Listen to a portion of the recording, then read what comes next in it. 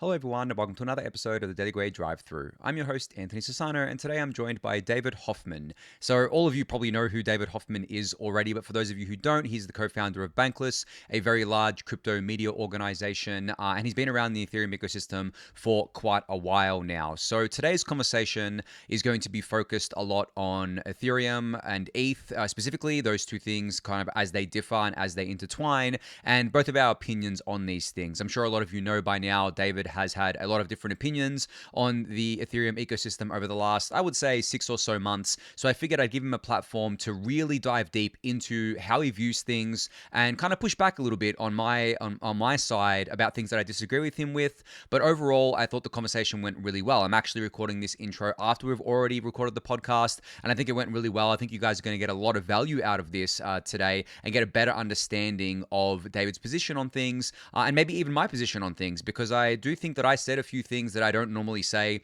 on the refuels that I usually do here or on Twitter or other places like that. So I thought it was just a really great way for David and I to have a kind of honest conversation about where we think the Ethereum ecosystem is today and things that can be improved as well. So without further ado, I hope you enjoy the episode and I'll see you on the next one. Thanks, everyone.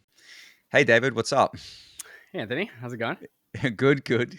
It's funny. I think this has been a conversation that's been a long time coming. We've been going kind of back and forth with each other in DMs for a while now, I would say, and it has gotten quite heated at times. But we always came back to it. It kind of feels like sometimes when I have a heated discussion with someone, it's like weeks or months before I talk to them again. But for us, it's like a day, and then we're straight back to just talking again. So yeah, I appreciate that, but yeah, I figured today's episode would be a good chance to let people in on those kind of Mhm. DMs and what we've been discussing, because I think a lot of it is quite kind of valuable, and maybe give people a chance to kind of hear your side straight from you rather than what gets regurgitated on, Twitter and stuff like that.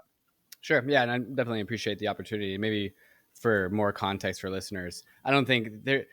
We always quibble. Yeah, like us getting heated with each other is not like a novel thing. I think it Hmm. has hit new. It has crescendoed, so it has hit like a particularly high like note. But it's worth stating that like Anthony and I have done this for years.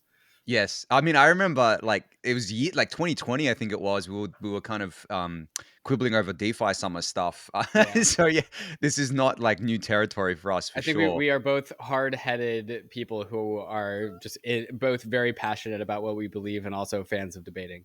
Yeah, yeah, exactly. I mean, I think that perfectly describes me. For anyone who kind of knows me, Yeah. I debate anyone about everything. Hmm. But so do you. But I think you have a bit of a different kind of tact with it though, because you are definitely more political about it, where you'll be more kind of open to all sides, right? And hearing everyone out, no matter who they are, right? Even if they're considered like a scammer or a grifter, you're still open to hearing their side of things. I'm talking literal scammers and like, I'm not talking people who, like the ETH Maxis say are scammers, right? Because they Right. said something mean about ETH.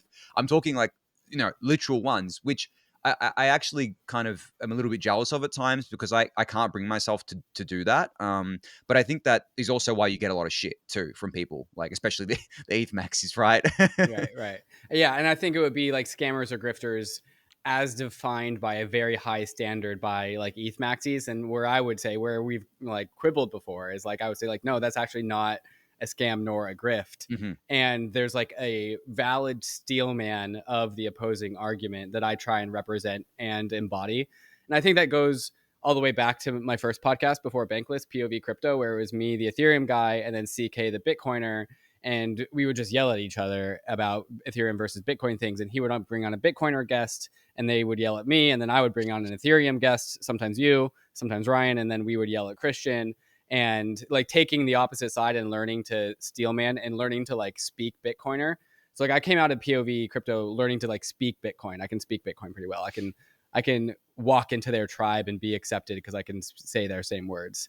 Hmm. And that's like something that I've tried to like carry forward for other like communities, because just in pursuit of being able to understand people and understand how people think, in a pursuit of being able to like win them over.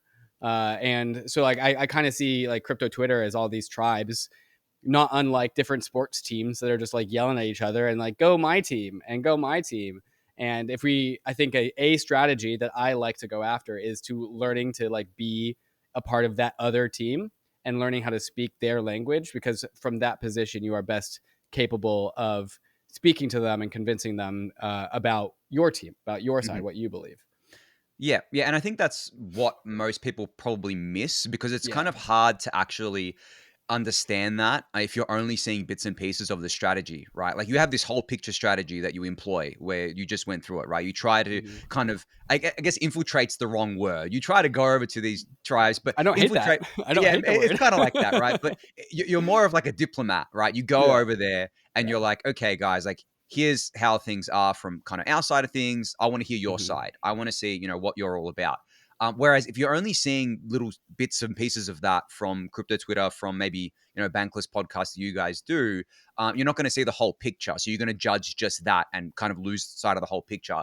I think I'm guilty of that a little bit over the past kind of 6 months. Like I try to see the whole picture, and I try to understand points from people that I consider to be good actors, like yourself. I know people have different opinions on you and what you've kind of been doing over the last 6 to 12 months, especially, which I guess like brings me into probably the first thing that I wanted you to answer. Like I have a lot of questions for you specifically, obviously, but Hmm. first thing I wanted you to answer, beyond kind of your I guess like mission in trying to go to these different tribes and bring them over to Ethereum. Like that, I guess, could be considered your deal or what you've been trying to do over the last 6 to 12 Hmm. months. I think the main criticism people have of that strategy is that you seem to have, instead of influencing them, you yourself seem to have been influenced by them in a really Sure. big way, Yeah. right? Like and everyone knows kind of the context here, but just for maybe some people who don't, it's the context of there are certain people that have been kind of saying things about Ethereum that have been, I guess from the perspective of an Ethereum person, not truthful, or going against the Ethereum spirit and ethos and what we're trying to build here, or trying to make Ethereum into something that it's not. And then I think people see you embracing those points of view and then kind of being a platform for those things and agreeing with them. And then they think, oh, well, David's gone to the dark side. Instead of influencing them, he's been influenced by them. So I guess to that, like, do you agree or disagree with that? Like, do you think that it's part of your overall strategy, or, what's your kind of take on that? Yeah, I think that's a great way to a place to start. And I think I think that's largely correct. And I think like maybe me saying like, "Oh no, guys, it's been a strategy all along," is like kind of is definitely a cop out in a sense.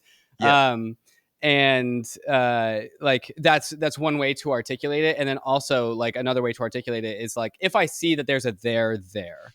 And like, say for example, what I mean by that is like, is Bitcoin a special snowflake? Well, let's go investigate that. And I would declare that there is a there, as in there is something to that point, and so there's something out there worth investigating. And in order for me to like actually like steelman that and understand that, I have to go and like be in that community, talk to the people who think that, and be able to like actually believe that for a hot sec. And it's the same thing as actually being convinced by that. It's not actually just like me putting on a chameleon and being like pretending that I believe. It is me truly actually learning to believe that Bitcoin is a special snowflake. And so there's no material difference there. Um, it's just always at the same time, like, does the Ethereum community, do you, Anthony, have faith that ultimately the only thing in this industry that really interests me is Ethereum? And that's Mhm. always true. Like, sure, I could say like, yeah, there's a pretty good argument that Bitcoin's a special snowflake, but that doesn't mean that that's uniquely interesting to me and what my specific like motives are and like what I want to do with my life. There's no other thing in crypto that's like interesting enough or like what I perceive to be noble enough as Ethereum. And like to some degree, like all of the frustration that the Ethereum community has had in me, because I'll go and like platform John Charbonneau and the Blockworks people, uh, is like definitely my error in like not being not showing which hat I have on in the particular moment. Because Mhm. like sometimes I'll just wake up and I'll be like, okay, I'm especially Bitcoin is a special snowflake today, and that's what my tweets will sound like, and that's who I'll talk to because I just want to explore that today.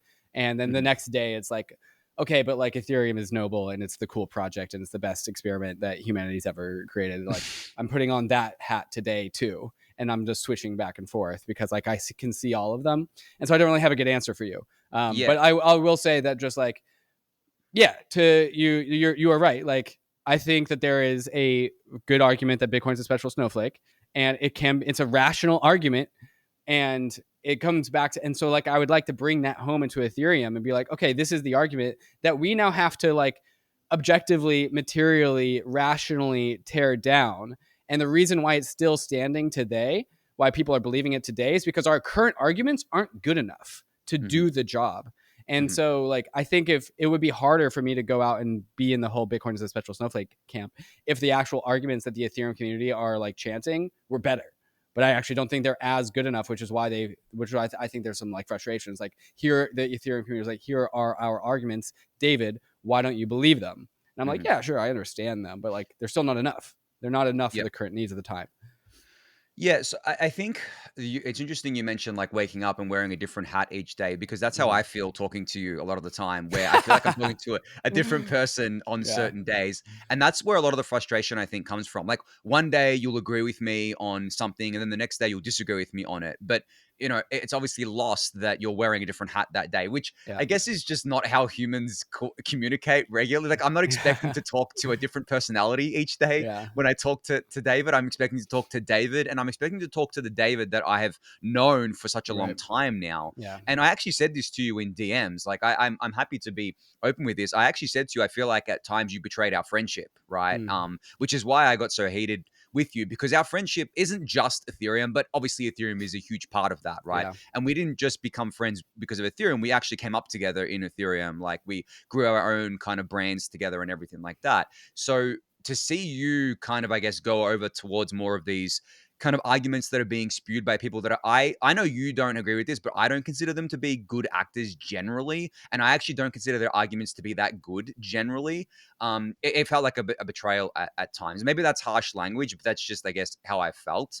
But you mentioned like I know a few people, Blockworks guys, John Charbonneau, a few others Mm. out there.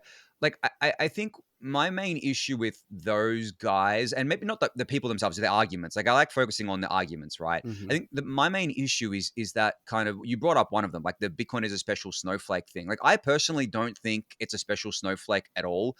I think that they just were able to meme themselves better, like than Ethereum traditionally has. And you mentioned that as well. You said that the Ethereum memes that have been traditionally kind of like put out there haven't been as strong. And I think that is a function of the fact that Ethereum is really hard to pin down into one thing. Like you can't box Ethereum into digital gold like you can Bitcoin, right? Because Bitcoiners only care about the asset. They don't care about the network. And there is some small contingent of Bitcoin as well. Like, yeah, we can do NFT stuff and we can do layer twos, but like they're very small in the grand scheme of things. The big thing, the one thing that all Bitcoiners pretty much agree on is that BTC is digital gold. The Bitcoin network only exists to secure that, and that's it, basically. Whereas obviously it's very different in Ethereum, right? Like ETH, obviously, a lot of us believe that ETH is the same as, or if not better than BTC as a store of value kind of commodity. But then you have the Ethereum network that can do a lot of other things. So the main criticism in the past has been this is actually a weakness because you can't actually talk about ETH the asset without talking about Ethereum the network, which is why people have focused on revenues, right? And that's a big thing that the Blockworks guys have focused on is revenues. They say, well, if you're not generating revenues, then you shouldn't be worth very much, and that's why they said ETH was extremely overvalued a few months ago. And then of course you bring up Bitcoin, and they say, well, Bitcoin's a special snowflake; it doesn't need revenues, and it's like, okay, I can see how you arrived at that conclusion and Hmm. how you kind of got to that place, but at the same time, I just don't think that it's agreeable or that it's true. And obviously, over the last couple of months, things have changed dramatically because the price went up, right? Yeah. And these arguments have kind of like fallen a lot flatter than they once had, and also these people have somehow changed into ETH bulls as well, which again further muddies the waters for people where they're like, well, 2 months ago you were saying it's extremely overvalued. Now you're saying you're bullish on it and the price has doubled. Like, what's the kind of go here? So I think to bring it back to, I guess, like you specifically, to see you agreeing with those people, platforming those people, and kind of being in those circles, and then those people seemingly like so far being very wrong on their thesis on ETH, at least so far. I mean, I'm not going to say that they're like going to be they're 100% Right. wrong forever, but they were championing things like Ethereum needs more fee revenue in order for ETH to be valuable. And now 2 months later, obviously the fee revenue is actually hasn't improved at all. Blobs are completely free still, and ETH is doubled in price. I think that's where a lot of the kind of contention comes from here, and why people have such a big issue with, with you specific to those Hmm. people. Yeah, yeah. There's a lot there that I want to go in. There's like three different threads that I want to pull on, and I'm probably gonna lose them as we go. That's okay. I think there was a market phase change sometime around Joseph Lubin and Tom Lee. Hmm. Before then, it was the Ethereum needs to make revenues. Bitcoin's a special snowflake, and everything revenue based is overvalued. And then the Tom Lee fulcrum happened, and now we're in a phase change in the market, and now the environment is meaningfully different, and things are being valued differently. And ETH specifically is being valued differently. It's being valued much more on a store of value treasury reserve asset basis than it was for the last like 4 years before. Because like I think the last phase of the market lasted in from like November of 2021 at the high to like a couple months ago. That was one phase. And that was call it the REV phase, the on-chain utility phase. Hmm. Hmm. And now we're in a new phase. And now the new phase that we're in, Ethereum is much more adapted to. It's much more fit for the environment that we have walked into, which is the treasury acquisition vehicle meta. And so like that's why I think like all these like Blockworks people are buying ETH now. And I don't think it actually invalidates the arguments that they were making about the previous phase of the market that we were in, because they were judging Ethereum on its fitness in a different phase that rewarded different things. It rewarded like on-chain utility, it rewarded trading, it rewarded like trading revenues and meme coins and all that kind of stuff. And like in the future, we might, as an environment, go back into that phase of the environment where it's like, I don't know, it's a bearish downtime where things are quiet, and like Ethereum really needs to be cutthroat about acquiring users and acquiring usage, and we might go back into that phase. And I think I'm worried as a community that we are just like papering over and cheering and like grave dancing on the meta of old now that we're in this new meta. But this new meta is only going to last so long. Maybe it lasts for 4 more years, and we have ETH as a store of value treasury acquisition company meta for 4 years, and it does great, and we get back up to, we start saying the F word again. But like, what I want out of Ethereum is I want it to have like maximized fitness in all types of investing environments. And we just learned that there is an environment that's possible to happen where Ethereum is very weak. And I want to target why we were weak, and like why the ETH BTC ratio went down so bad, and why we lost so many users to Solana. And I want to go at those things head on and make sure that they never happen again. And it's great that we are in a new investing environment where ETH is more fit for the environment, but we have learned that there is an environment out there that Ethereum is not great in, and I don't want to ignore that fact, because I think when Ethereum is the most fit for the most investable across all environments, that then it literally becomes the number one crypto asset, and it is the special snowflake. That's kind of my thought process. Yeah, and I don't think that like is hard to understand. I think that makes perfect sense. But where I will push back on is the fact that like investment's all about forward looking, right? Like you're supposed to look forward into the future. You're supposed to make bets based on what you think can happen, put probabilities on it, all that sorts of stuff. Where I draw the issue is that like you can't, 2 months ago be like, well, I'm like super bearish ETH. I think it's extremely overvalued.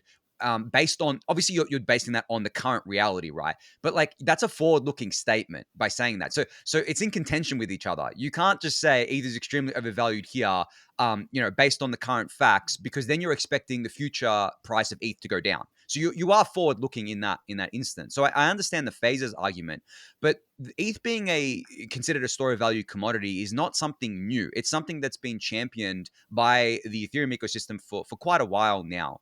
And honestly, like even though Ethereum revenues went down a lot, and people kind of pointed to that as the reason the ETH price went down a lot, Ethereum was still worth a lot. There was still a huge monetary premium baked into ETH, the asset. It's still a huge store of value premium because you can compare it to other assets. For example, and I use this example a lot because it's just an obvious one, Tron generates more fee revenue than Ethereum. TRX is worth less than 10% of ETH as an asset. Flip side, Bitcoin generates basically no fee revenue compared to Ethereum. BTC is worth 10x the price. So you have like two very clear examples of monetary premium, store of value premium in an asset versus an asset that's based or valued purely on revenues, really. Like TRX is worth a lot, don't mind you, and that's probably because of the fact that it has high fee revenues. Same with Hyperliquid, for example. People are valuing Hype based on the fee revenues. No one's calling Hype a store of value yet. Maybe they will one day, but no one's doing that yet. Whereas when it comes to ETH, like, this, you wrote about this, you talked about this. When it comes to ETH, at least over the last 5 years, I would say, since 2020, even earlier than that, there's been a contingent, a very big contingent of people who have considered ETH to be a store of value and a money. And that's forward looking. We know that not everyone, most people didn't agree with that. We know that people were looking at only BTC. That was the thing, especially over the last couple of years, especially as Saylor kind of ramped up his buying and all these other Bitcoin treasury companies came along. But we had the thesis that the same would happen for ETH for a number of different reasons. A big reason is the yield portion of it, which is actually played out because all of these treasury companies are staking their ETH pretty much, because they're like, well, why would I own BTC when I can own ETH and stake it and get a yield and then use it in DeFi and all these other things?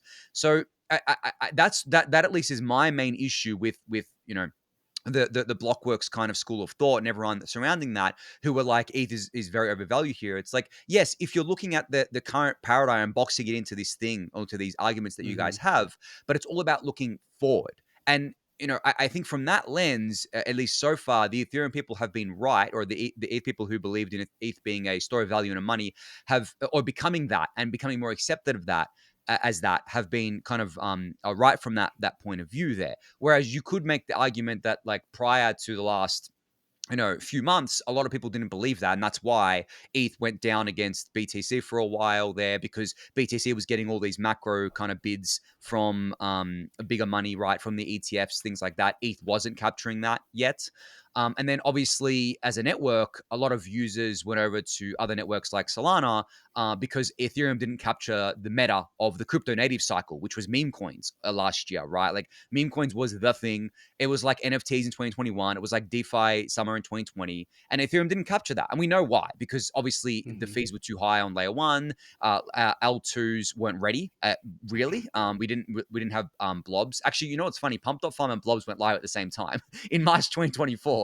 People don't realize that. Yeah, it's crazy how that happens. But then I think what ended up happening as well, just last point on the fear of a new stuff, is that people drew this correlation. Blobs going live March 2024, right?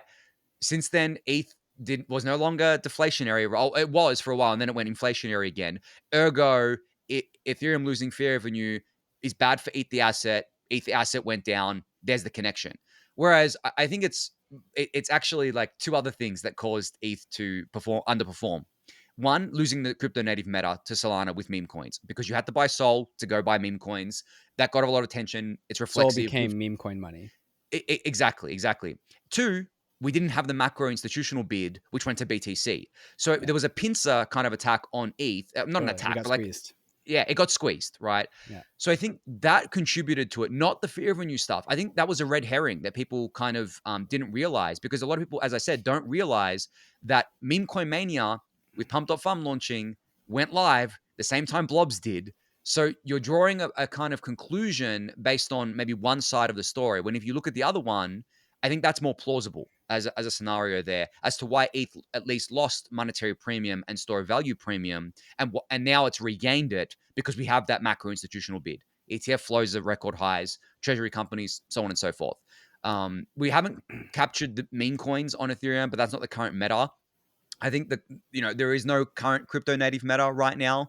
Right. I think there is a meta outside of that, like, institutions building their own L2s, reward assets, stablecoins. Ethereum has captured all of that, which is great. But it remains to be seen if Ethereum captures the crypto native meta, the next one that comes along, and if that even matters for Ethereum now, because Ethereum is more of a, institutional grade thing. So yeah, a lot to kind of go through there, but yeah. Right. Well, so I'll try and unpack one by one, and I'll just like stop talking and you'll just start talking. That's how this will go. I think so Michael Saylor started buying Bitcoin in like 2020, 2021. Yep. And then like the second biggest one, like Meta Planet in Japan or whatever, the third biggest one, like the Bitcoin treasury asset narrative spawned in a COVID era. And so like if you are an Ethereum investor and you are like, Ethereum is just as good of a store of value, if not better than Bitcoin, then you are actually very disappointed that it's taken until 2025 for the ETH treasury narrative to catch on. We are 5 years late, 4.5 years late. And so like, I think when you're like 4 years into it, like when a Bitcoin bubbles up and then pops, and then everyone loses investor confidence in Bitcoin, it comes back 2 years later. Ethereum has been on a downtrend for 4 years, and it, like, even at current prices, it's still in that like downtrend versus Bitcoin. We have pop off to a bottom, and I think a lot of Ethereum people, what worries me is we're getting very far ahead of ourselves in terms of like taking victory laps when Mhm. we're still like 30% below all-time highs in dollar prices. And so like if you're an Ethereum store of value speculator, you are like waiting for the ETH treasury narrative to come for 4 years, 4+ years. And then in the meantime, the whole like ultrasound money thing, we're watching ETH become inflationary. And the whole thesis, in my interpretation of the ETH store of value thesis, was that ETH is always a better store of value than BTC because it captures the utility of the Ethereum network. And you can see that show up in the burn. And that's why revenues are important. And so when we have this like 1-2 punch of no treasury companies are coming to buy ETH for 4 years, and then in the meantime, all of the wealth generation, the metas, like the that Ethereum had from the ICO mania, and then DeFi summer, and then NFT mania after that, 3 in a row. We're going 3 in a row, and then the fourth one is on Solana, and then Solana fee revenue actually starts to burn a meaningful portion of Solana issuance, which was legitimately our narrative. Like as an Ethereum store of value speculator, like I don't think you get to say you just look more forward looking until the e-store of value narrative lands. Like people were waiting for 4 years for this to come about, and so at some point, like I'm not advocating for this, but I mean, maybe it was a meme. Can't remember. But he's like, somebody look at the ETH BTC chart, and if this was a company, somebody's leadership should be fired. Like somebody failed in the ETH BTC ratio for 4 years. That Mhm. like in a normal company, somebody would be fired. And so like my mind goes to like, okay, there were things that were in our control as an ecosystem, as a project, that and choices that we made, and we made wrong choices, and we should learn about what choices we made incorrectly and why we made them. Mhm. I forgot what I mean, second or third point on there that is, but yeah, point, go for it. I Yeah, just want sure. to follow up, and you can defend this or not. I actually think there's a really good argument to be made that the reason why a lot of this stuff for ETH didn't happen was because of the SEC, and we have a lot of credible evidence of this, right? We have people in the Ethereum community, core developers, Joseph Lubin, obviously, and everyone, like they're saying that the SEC was targeting them in a really big way post merge. Mm-hmm. So 2022 was a bear market. We did the merge in September of 2022. And then I would say it's not 4 years. I would say it's the last 2 to 3 years, really, right? That where Ethereum has suffered the most, or at least ETH as an asset suffered the most over the last 2 years post merge, because the ETH BTC ratio was still pretty strong, around the merge. So post merge, let's say 2.5 years since then, ETH BTC ratio went down only, right? Obviously, we all know that. So, and I would argue that it was because of these kind of like regulations and the SEC's war on Ethereum. The SEC went after Ethereum more than any other ecosystem. I know some people don't believe this, which is just dumb in my opinion, because we have so much evidence of this. If you look at all of the companies that were sued by the SEC, the vast majority of them were either directly building on Ethereum or Ethereum adjacent, like Coinbase, right? Which obviously Coinbase has a huge presence on Ethereum with Base and stuff like that. Then you had the actual core developers be targeted. They've come out and said that. You were on stage with Danny Ryan and Joseph Lubin as they said this. Mm-hmm. So this is not like That one new to was news you. to me. When Danny Ryan personally got the SEC subpoena, that one was news to me. Yeah, yeah. Well, there you go. That's what I'm saying. Like, if people kind of take all this in and realize that, and actually look at the timing too. Why is Joseph Lubin only doing this now? Like after Gary Gensler got fired. Gary Gensler got fired in January 20th, I think it was, where it turned over. They had a new SEC chair come along maybe a month later, and then 2 months later, you have Joe Lubin announcing this, and then suddenly everyone's kind of into this. So I would say that, like, do you agree or disagree with the regulations and the SEC kind of war on Ethereum? Really, it wasn't just a war on crypto, war on Ethereum, directly hampered the fact that and directly hampered those efforts, and that's why they came so late. Yeah. It's not 100% Ethereum's argument to own, but am I'm warm to the idea that this argument, it falls on the Ethereum side of things, as in like the Ethereum people are correct. No, John Charbonneau would say like no, like they literally listed Solana as a security. And so like that really muddles the water. It makes that murky when like, yes, Solana and other things were truly labeled as security. And so it's hard to say that like, no, this is specifically targeting Ethereum. At the same time, Ethereum, there is an ample amount of evidence that I really like Joseph Lubin's line of like they secretly labeled it a security and then Yep. they actually went and then did enforcement over Ethereum related companies and if legitimately Ethereum people, Danny Ryan, like I don't know anyone in the Solana camp that actually got a SEC subpoena Mm-hmm. or whatever Danny Ryan got. And so I'm on the camp that this argument, like if we're keeping score, this Yep. argument goes to the Ethereum camp, but it's also we also have to say that like, well, what's is this like?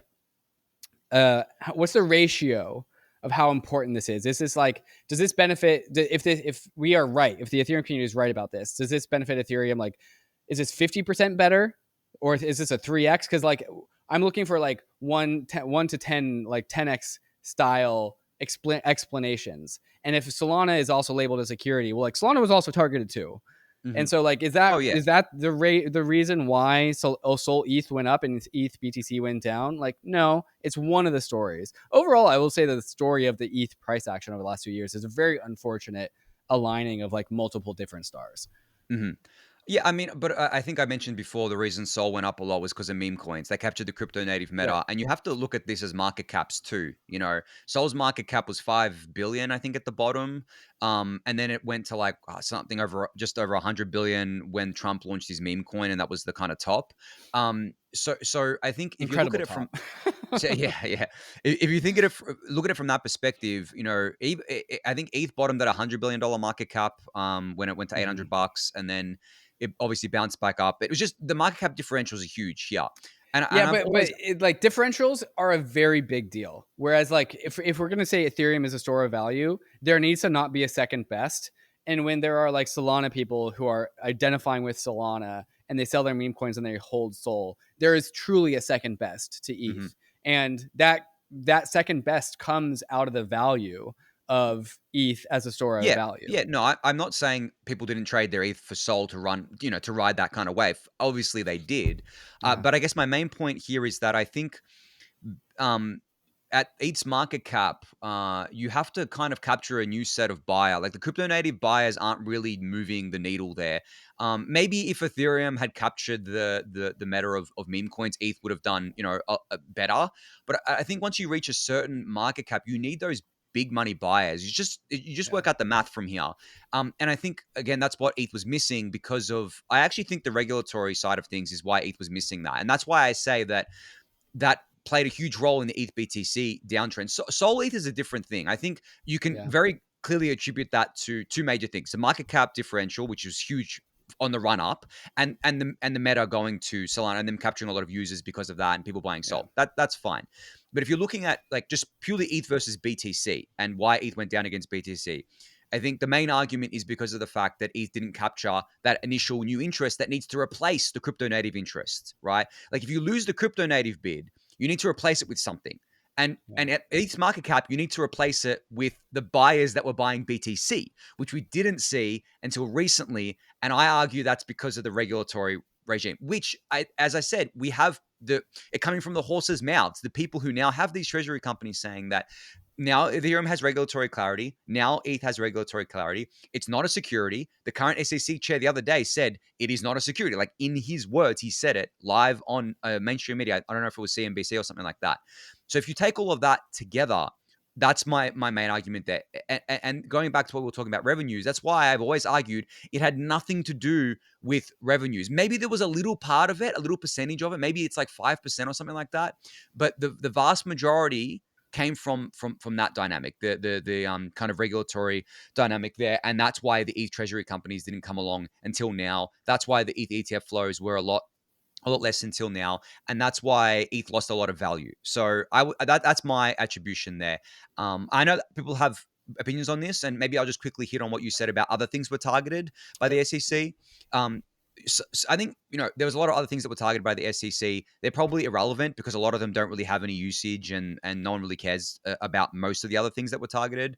But when it comes to Solana, I think that the power of the crypto native bid offset that. Right, because Solana didn't need to get the macro institutional bid on Sol, the asset, because it wasn't at a huge market cap. It hadn't gone through what Ethereum has gone through over the years of kind of like different meta phases, distributing out supply. There's a lot that goes into this.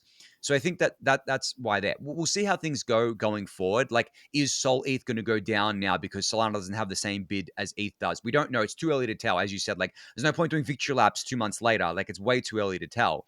But if we fast forward a year or two, Sol ETH is down like a lot, ETH BTC is up a lot, then I think you can make the argument that, or say that, like, my arguments, and this isn't just my arguments, other people's arguments like that flow along with this were the correct ones, and everyone else that was arguing the other side were wrong based on 2 years of evidence, not 2 months. Yeah, I think I agree. Um, and like there's like there's like the barbell. There's a barbell of buyers, right? So you have Mm-hmm. the Tom Lee's billions of dollars, and Yep. clearly that's the more desirable pool of capital to go after.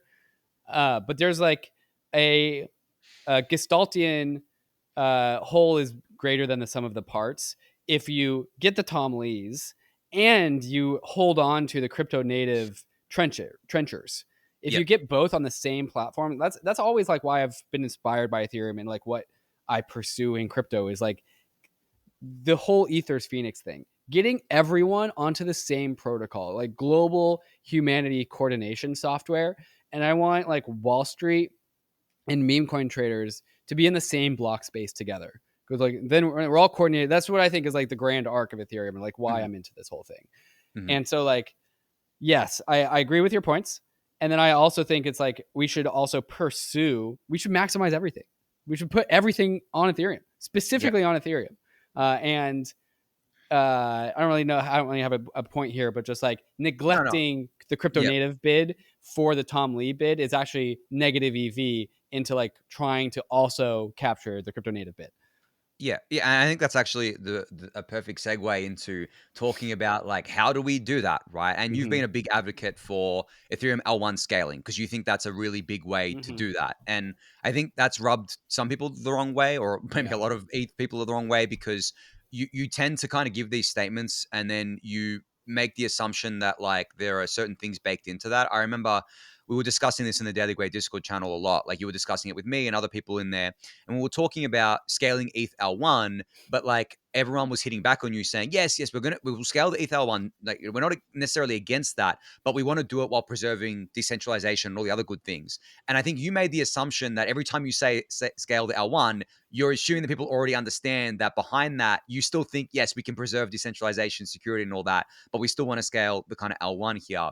So I think what maybe I wanted to kind of hit on is that obviously we've seen a lot of changes over the last 6 months, a lot of kind of more priority put on scaling the L1. It's like one of the three core pillars: scale L1, Mm-hmm. scale blobs, improve user experience, right? But you mentioned the other day that you think that there's still some, to me in DMs, that you think there's some things in Ethereum that we're still doing wrong. We're still not doing enough of to capture, those users that you say you want to capture everyone in under the Ethereum umbrella. So I'm not talking about L2s here. I'm talking about the Ethereum L1 specifically.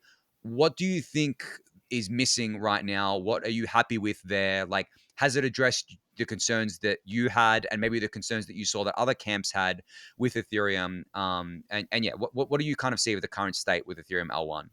Yeah, there's definitely just been a newly elevated priority on some of the things that I think we understand blockchains to be uniquely capable at, and we should focus on. And so, lowered block times and parallelism, so you can like in Solana speak, so we can like reduce hotspots.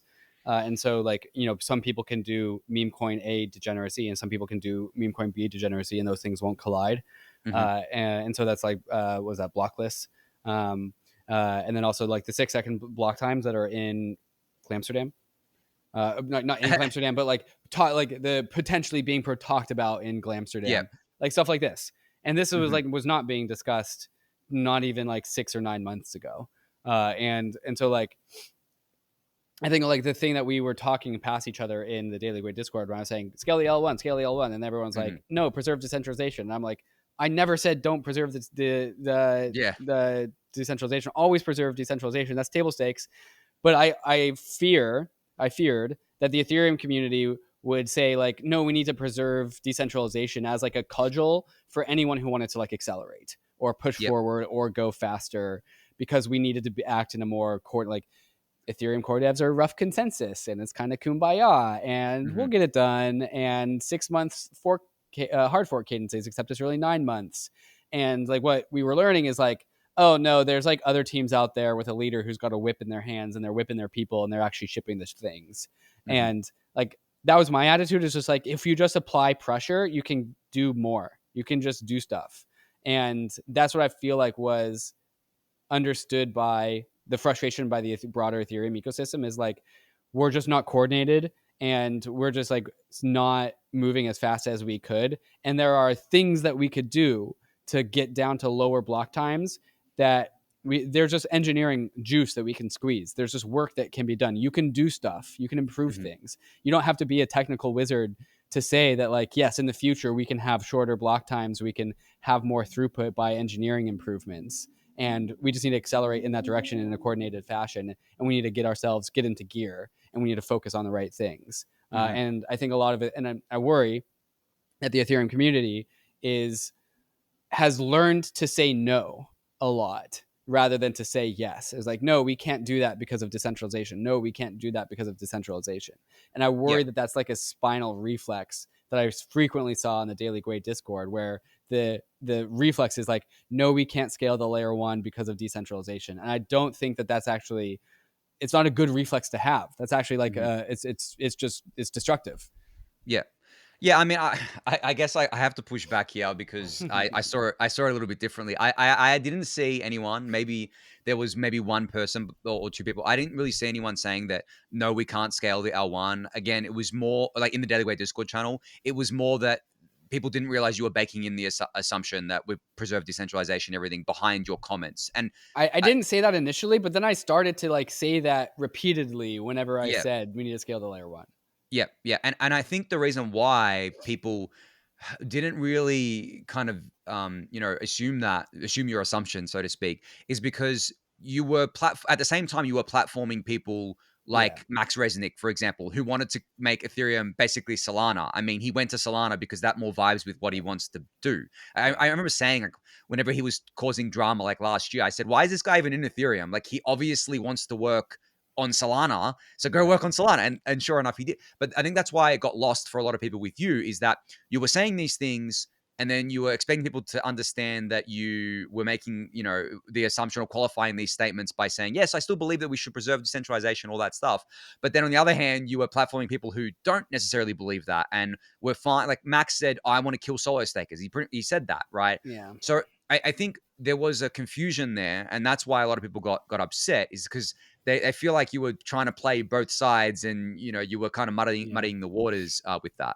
Yeah. I guess that's probably some ownership that I could definitely take, where like when I'm platforming somebody like Max Resnick, I'm putting on the steelman hat and I'm like, Yeah. okay, let's talk about like why from first principles a blockchain needs to go fast. Let's learn about that.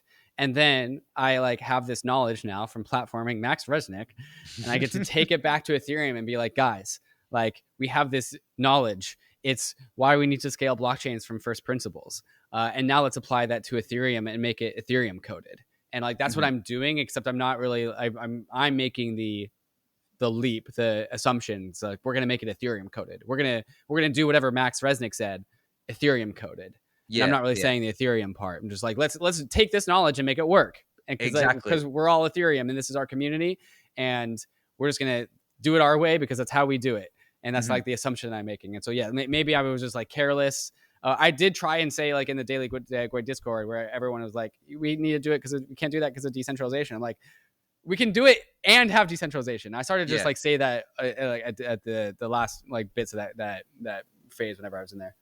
Yeah, yeah, and I think that's the source of, like, I guess, like, frustration for a lot of people, is that they're just, again, going back to what I said at the start, they're not seeing the whole picture. They're seeing bits and pieces of the picture, and it's very hard because you're everywhere, right? You're on, obviously the Bankless Yeah. podcast all the time. You're on Twitter. You're in different Discord channels. Like, you're everywhere. So if you're trying to wear different hats by being Right. everywhere, it's very hard for people to even get the context around Yeah. this. So now, not to, I don't want to grill you, like, No, obviously I on this, appreciate the feedback. It's but yeah, definitely a that's, I good think, perspective. yeah, I think that's really the common theme that people I've talked to about this. They're always like, what is David's deal? Like, I don't understand what he's trying to do. And I'm like, man, I don't know anymore either. Like, he says different things here and there. So Yeah. I think that's where a lot of the frustration came from, is that, yes, okay, you're bringing these things to Ethereum, saying we should do these things, we should go faster, we should improve the L1.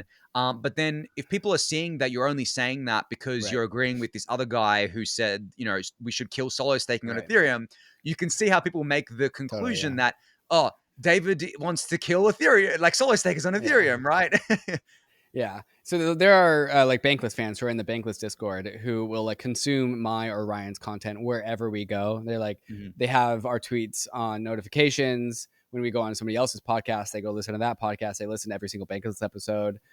Sometimes they're even in the Daily Gwei Discord, and those people aren't confused because they listen to literally everything that I say and they totally understand my perspective. And so if you listen to every bit of content that I ever put out, then there's no confusion. Yep. And that's unrealistic for me to expect that that's what the average person's going to do. But Mhm. like, that's the, again, totally taking ownership here, the naive frame of mind that I come into when I'm like, I never said I've always been pro Ethereum, always been pro decentralization. I said that over here on, it's like 28 days ago. Like, didn't you see that? And like, oh no, you didn't. Yeah. But Yeah. yeah. So like, And I guess that's just like a function of just like being a relentless content producer who's chronically online in different spots and then forgetting to take a frame of mind of like other people. yeah, and honestly, that's the whole reason I wanted to do this kind of episode with you, because I wanted, like, because I got to this eventually with you in DMs. I Yeah. eventually realized this, and I was like, okay, I actually understand now. Like, I see the light, right? It took a lot of work to get here, but I see the light, and I figured that, some people criticized me and said, "Why are you bringing on David? He's a Right. grifter, whatever." And I'm like, well, look, out of everyone that has become public enemies number one of Ethereum over the last, 6 to 12 months, out of everyone, and I'm talking every single other person, you're the only one that I would ever actually give the time of day to fully explain your position, to be more rational with, because I actually don't consider you to be a grifter. Obviously, I consider you to be a good actor, and we've been kind of Ethereum buddies and friends generally for so long that I think I know you better than, most people know you, like, that just casually observe your content here. So yeah, once I got to the bottom of it, I was like, okay, I get it now. I get what he's kind of trying to do here. I want other people to get this. I want other people to understand this. And it's refreshing to see, you take ownership of this, because I tried to get this through to you in DMs a lot, and you Mm-hmm. you kind of push back on me a bit in certain things. But I think a lot of the pushback came from when I was criticizing other people. Like, I constantly said to you, and again, I'll own this myself. I constantly said to you, like, dude, why are you surrounding yourself with people who are like shitty people? Like, I called them shitty people, and it wasn't even just about Ethereum. I just think that a lot of the stuff that they were saying was just shitty. And you sometimes said to me, "Oh, well, they're just trolling," I'm like, that's not an excuse. I'm sorry. Like, you can't just say something and then it's like that meme. It's like, oh, just kidding, guys. Like, I'm not retarded. Like, when Oh you say yeah, I'm yeah, yeah. retarded, just It was kidding. I'm just a not. prank. Yeah. Yeah, Uh-huh. just a Yeah. prank. It's like, Uh-huh. I honestly hate that, and I don't vibe with that. But yeah, and I think, to bring it back to what I asked before about Ethereum L1 and prioritizing different things here. Another big contention, I think, for people was that, um, Ethereum L1 scaling is all well and good. But what ended up happening was that the narrative became that Ethereum was pivoting, right? And this is a huge thing where people said, well, Ethereum pivoted to scaling the L1 now. They gave up on the L2 road. Like, all these bad narratives happen, right? They gave up on the L2 Sure. roadmap. They realized L2s were a mistake, so on and so forth. But I obviously hit back on this and I said, no, it's not a pivot, it's a reprioritization. And we went back and forth with this in DMs. But what you said to me, because I kept bringing up, well, look, it's on the roadmap, right? It's been on the roadmap. And you said to me, well, everything's on the roadmap. I'm like, okay, yes, but that's also because Ethereum researchers tend to look very far ahead. And this is actually a Mm-hmm. criticism people have. Like, remember Justin Drake giving his beam chain Yeah. His presentation, 5-year plan. Yeah. 5 year Uh-huh. roadmap, right? Yeah. But this is the thing. Researchers are supposed to look 5, 10 years ahead.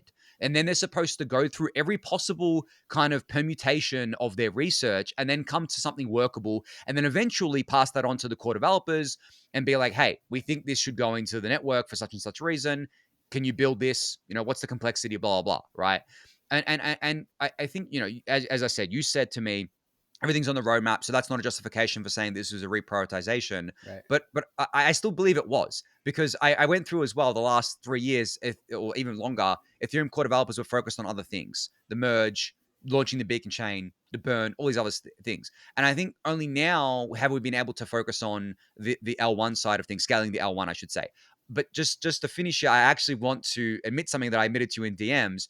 And this is hard for me to admit, but I will admit I will admit that over the last 6 to 12 months, the fact that we had these voices that I disagree with on pretty much everything being really loud about scaling the L1 and putting more priority on it, I will admit that did play a role. Like, I'm not going to say it didn't play any role. It did play a role in getting more people to pay attention to L1 scaling. And like, I will give them credit for that on that little thing there.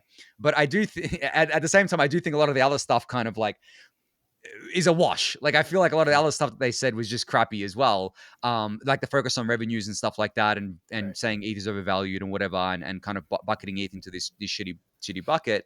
But yeah, I will say that push has definitely caused more attention to be on L1 scaling and is a net good for Ethereum. Have you seen the John Charbonneau meme about it? It's like the reference to like the human centipede of like Ethereum palatability. And so first Max Resnick says it and everyone hates it. And Yep. then John Charbonneau says the same thing, and most people still hate it, but some people read the article and agree with it. And then David says it, and like, okay, some Ethereum, like half of the Ethereum community accepts it, and then half doesn't. And then Anthony says it, and most of the Ethereum community accepts it. And then Vitalik says it, and then everyone. But it's everyone saying the same thing. It's just a matter of whose it's coming from. I thought that was a pretty funny meme. I mean, it's just quickly on that. It's human nature for that to be a Yeah, thing, right? Like, you're more open to listening to people who you consider to be, good yeah, actors, I guess, for lack of a uh-huh. better term here.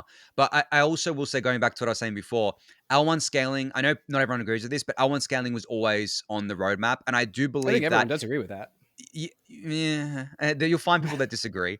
But I Really? think that the main thing is not that it was always on the roadmap here. My main point Uh-huh. is that the priority thing, because if Okay. you, let's say these same people were saying these things 2 years ago and saying them like they did over the last kind of 6 months, I don't think that the core devs would have been able to prioritize L1 scaling them, because we had other things going on.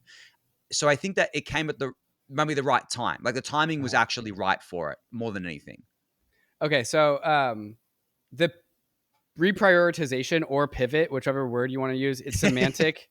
And so it's always going to be muddy. It's always going to be gray. There's no perfect answer. But Yep. when the pivot word is said, it's inclusive of a restructuring at the Ethereum Foundation, which is separate from I will like actually layer admit one. that the EF pivoted. Like, the EF itself pivoted Okay. in what they were to a different strategy. I will admit that.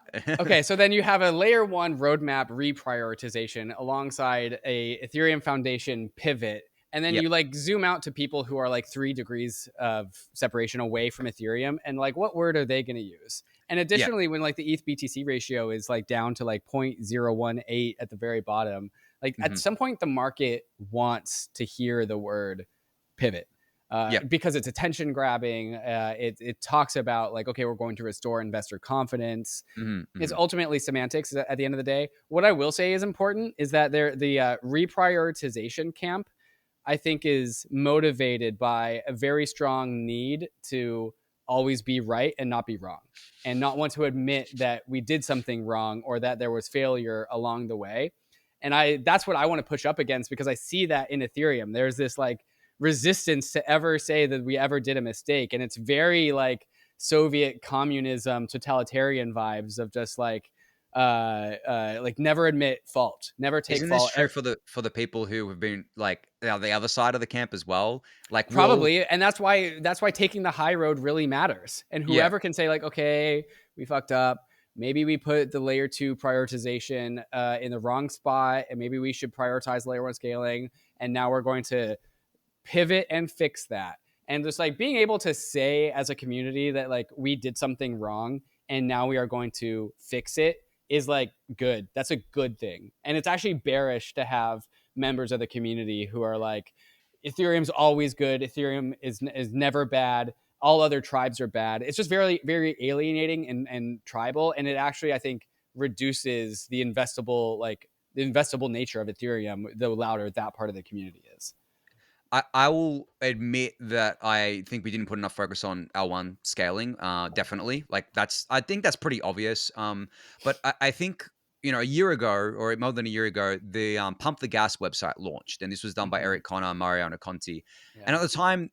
I pushed back a lot on this, and my pushback, like you can go find the episode if people want on Daily Gwei. It'd be hard to find, but I remember my main source of pushback was that I didn't think it was like an order of magnitude kind of improvement of Ethereum. Like I didn't think going from 30 million gas limit to even 60 million gas limit was going to really, improve Ethereum as much as the L2s were doing because we had just launched blobs. We had blobs went live, fees went out like extremely cheap on the L2s. That's the experience that I think people were getting, users would get a good experience out of because we dropped fees. I think the fees were going like $5 or something like that at the time. We dropped them from even a few dollars to like less than a cent. Whereas increasing the L1 gas limit doesn't do that. Even if you increase it by 10x, you would have to increase it by 100x. And that's obviously unworkable until we get ZK VMs, which a year ago were unheard of. Like people weren't talking about enshrining a ZK VM except some of the researchers who were looking very far out.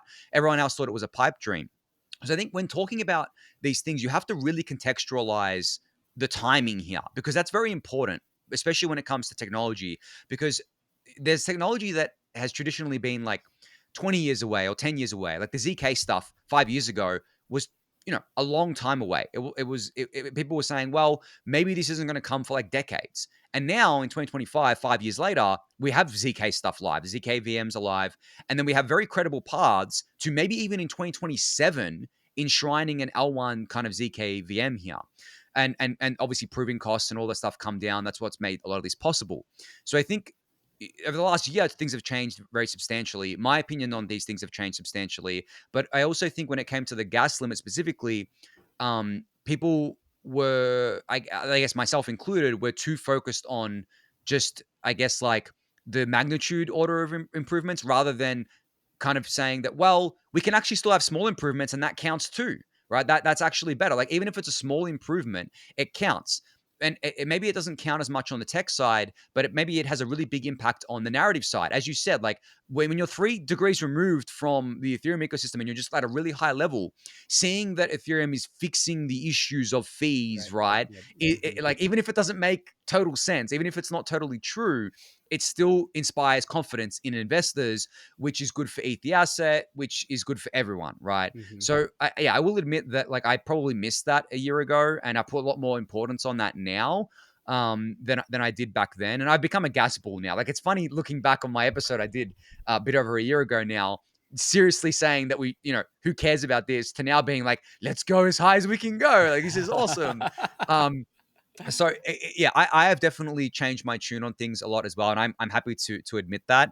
But I do still stick by the fact that I think it's a confluence of time of where we are in the kind of like timeline of things too. It's not just we could have done this a year ago. I don't think a year, 18 months ago, this conversation would have been palatable because the core devs were focused on different things.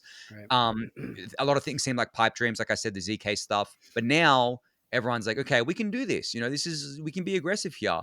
And I do think that the EF change in kind of like leadership and restructuring played a big part as well because it set the tone of things. So I think we're in a really good place now. But I asked you before as well, like yes, we're in a really good place, but you still think there's areas where we could do better. And I really want to maybe just hit home on that again. It's like, where do you think that we're weakest right now as an ecosystem? Not maybe not ETH the asset. I think the asset's separate to this discussion, but Ethereum as a network community technology, where do you think we're still really weak? Like I'm talking so weak that we could easily be kind of run over by a 10-person kind of army sort of thing. Yeah, yeah. There are parts that I want to respond to in your first Yeah, do that talk first. about Yeah. that, and it might overlap with answering that question anyways. Yep. Like going back to like, okay, do we scale the layer 2 and get hyper scale at the layer 2, or do we get like marginal scale at the layer 1? How do we like trade off of these things? And like I think I think we could go back to 18 months ago, 2 years ago, when we're starting to make some of these decisions and these trade-offs. And maybe we all have like hindsight bias or rose-colored glasses or something or whatever. And maybe actually it was just a mess of kind of mid moves for Ethereum, just because it was going through its growing pains, its teenage years. It's a research-driven project with 10-year-long time horizons, and the middle game for Ethereum was destined to be like murky and unfortunate. And maybe Mm-hmm. there was always some centralized competitor like Solana that was going to be able to come up and capture that weakness of the middle game. So like maybe that's true. And like maybe we go back in time and we go from 30 gas on the layer 1 to 60 gas on the layer 1 2 years ago, and like the same future happens and actually didn't matter. That's totally possible. And so that's what we're saying. Like maybe the middle game was always destined to be a rough patch for I, Ethereum. I I think I think I totally agree with that. I don't think it would have changed anything. Yeah, I think I probably agree with that. Yeah, At the same time, I'll steel man the other argument, yeah. which is like, okay, it's really great that we got like hyperscale at the layer 2 sooner rather than later. But like to your point, like maybe just the investor confidence of investing in the layer 1 was a good signal. But also at the same time, I think whether you believe in scaling the layer 1 or scaling the layer 2 also really is a function of whether you believe layer 2s are Ethereum or not. And like that is something that I think I would like when we talk about what we feel as weak. I think it's not as relevant anymore. That conversation zeitgeist has kind of just moved on from that right now. But like it's very related to like, where did the revenues go? Well, we prioritized the Ethereum layer 2. We didn't prioritize the Ethereum layer 1. Hmm. And Hmm. so like why are we inflating Ether just under the inflation rate of Bitcoin? That's one halving away from being less inflation than Bitcoin. Like, well, we scaled the layer 2s. And so like there's a whole like arc of Ethereum of like putting on layer 2's oxygen masks before it put on its own. Hmm. And uh and so like that with like ETH as an asset, I think all of that is very related. Of like Ethereum as a project prioritize layer 2s, and like Vitalik as a culture is very much of helping others. And I don't Hmm. think those things are like disconnected. I think leadership culture is set from the top down. It's very like Vitalik to be like, you know what, Ethereum's good enough. Let's make sure the layer 2s are the best form that they could be before prioritizing Ethereum. And Yep. so like there's this whole complex of like these messy threads that get pulled on, and that's why it's such a hard conversation. And like I think I am an advocate of, when we talk about Ethereum, we are talking about the Ethereum layer 1, and the Hmm. layer 2 are our customers. They are building on top of Ethereum, but they are not Ethereum. The Ethereum is the layer 1 protocol, and then there's the Ethereum ecosystem, which is inclusive of its layer 2s. But saying that like Ethereum layer 2s are equivalent to the layer 1 is just not helpful. And it's not helpful to also say layer 2s are Ethereum, and Ethereum is this grand thing that is both the layer 1 and inclusive of those layer 2s. That's like, if you have a certain level of buy-in and awareness and comprehension about Ethereum specifics, then we can talk about that. But when we are saying like Ethereum, and then we somehow also mean like base Arbitrum, all these other layer 2s, it's so confusing. It's just like not how normal people talk. And so to me, I think Ethereum should be the layer 1 protocol, and then Hmm. there's layer 2s on to Ethereum. And Ethereum is the only ecosystem like that. There's no other ecosystem with layer 2s anywhere close. And we Hmm. don't need to like lump layer 2s into Ethereum. I think it's very like detrimental in terms of communication for like what we're trying to communicate about Ethereum. I think I'm gonna push back on when you said not everyday people speak like that. Maybe this analogy doesn't hit for everyone, but it hits for me. The United States of America, right? When people say America, they're talking about America, the states, like Mm-hmm. that is inclusive of that.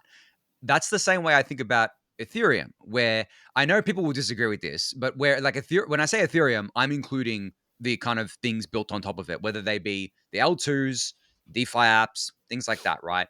Whereas with your strict definition here, you're saying the Ethereum core protocol, the rules that make up that protocol, that's Uh-huh. Ethereum. Like that's Yeah. the only thing that's And the Ethereum. state. Yeah. And yeah, the state, right? Like Yeah. the thing that we run a full node for on our Yeah. machines, that's Yeah. Ethereum, right? Yeah.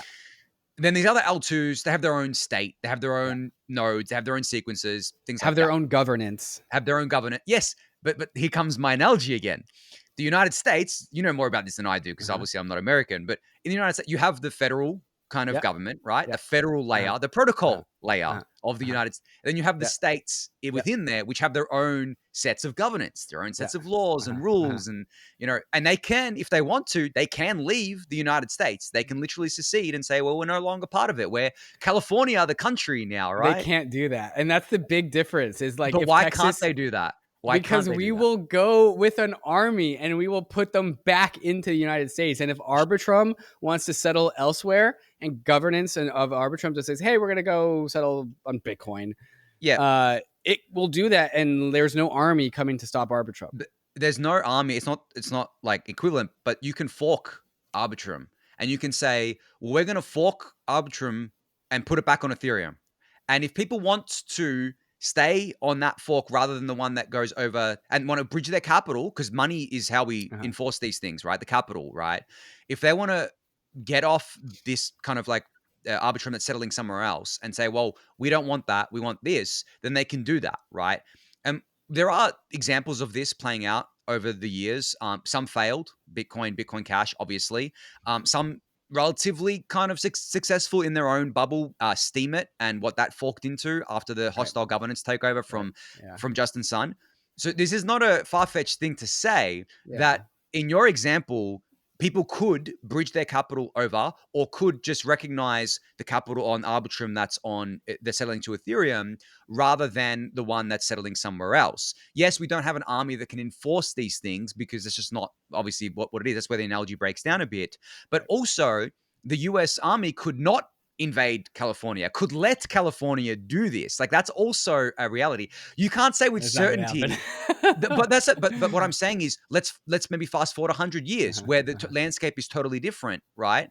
Like I know that the analogy isn't perfect, but I think that when you're talking and saying, like, to bring it back to the point, when you're talking and Mm-hmm. saying Ethereum, like logically, and again, you're talking about like 3 degrees removed people from Ethereum, Mm-hmm. they're going to think the Ethereum ecosystem as a whole. They're not going to think just the L1 protocol because they're not deep and down into that, right? And they may not even know that base is obviously like settling to Ethereum or built on Ethereum. They may just see base, but that's the same thing for seeing Uniswap. Say all you're doing is interacting with Uniswap through Uniswap wallet. All the branding is Uniswap. Maybe eventually they hide what chain you're on altogether, and there's literally just like a button that says buy and sell, and you don't even know what you're doing. Like there's no gas fees, none of that stuff. It's just like, I want to trade USDC for this meme coin. You do it and you push a button. That's it. There's nothing. You don't see anything else unless maybe you go to advanced settings and enable that, right?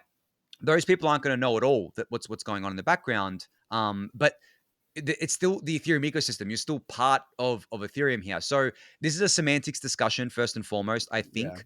But I will agree, like, even though I disagree with certain things there, I will agree with you that the Ethereum L1 needs to take care of itself better, needs to prioritize itself.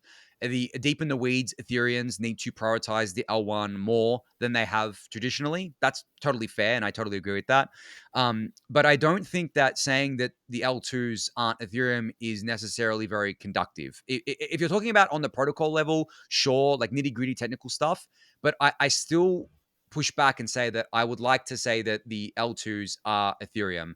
And there are technical things you can say as well, where let's just say an L2 is on Ethereum and it's fully decentralized. It's stage 2. It doesn't even have any governance. Let's just say it has zero governance, right? Because there are constructions you can make like this. Right. Yes, they're not part of the core literal protocol, but for all intents and technical purposes, it is equivalent to Ethereum guarantees of you can escape hatch to Ethereum L1 in any asset that you want. Oh, let's just use ETH as an example because ETH's the only decentralized asset on Ethereum, truly decentralized asset on Ethereum, right? I still think it's fair to call them those things. But yeah, I know my analogy isn't perfect, but that's how I view it.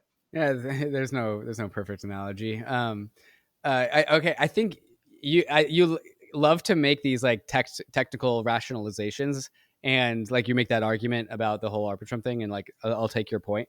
Um, in rather than being a technical argument or a semantics argument, I think this is first and foremost a political argument.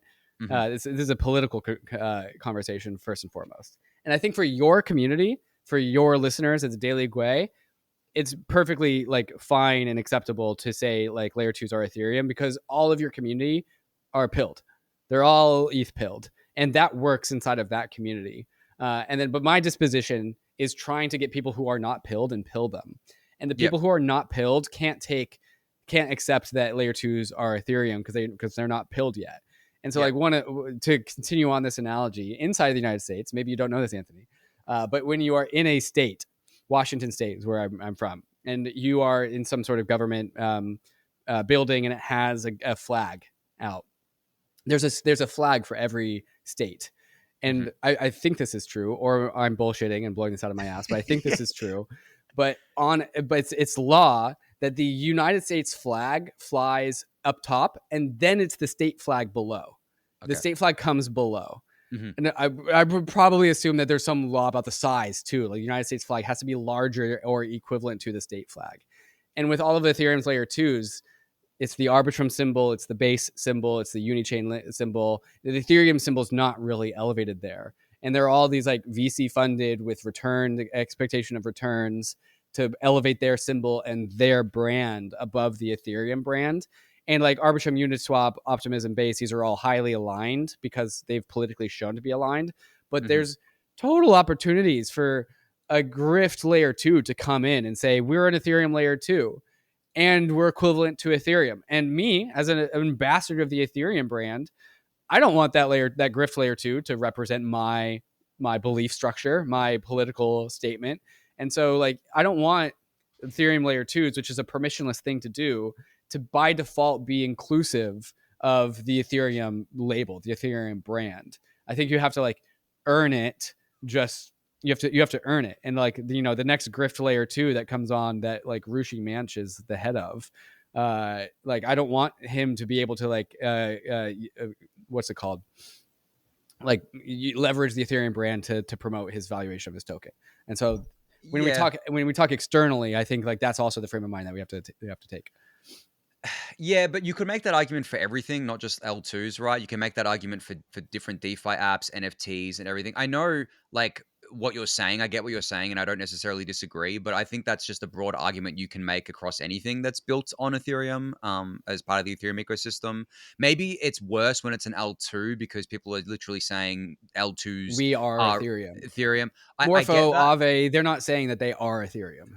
Yeah, but if we think about it from the perspective of an outsider, right, that's not in the weeds, they're gonna it's all the same to them. Like I don't think they make the distinction. If they see there's some scam that launched on Ethereum, like people already do this with Solana, right? Where they say that all these rugs and scams and meme coin stuff launching on Solana, like it gives Solana a bad reputation, which objectively I think is true.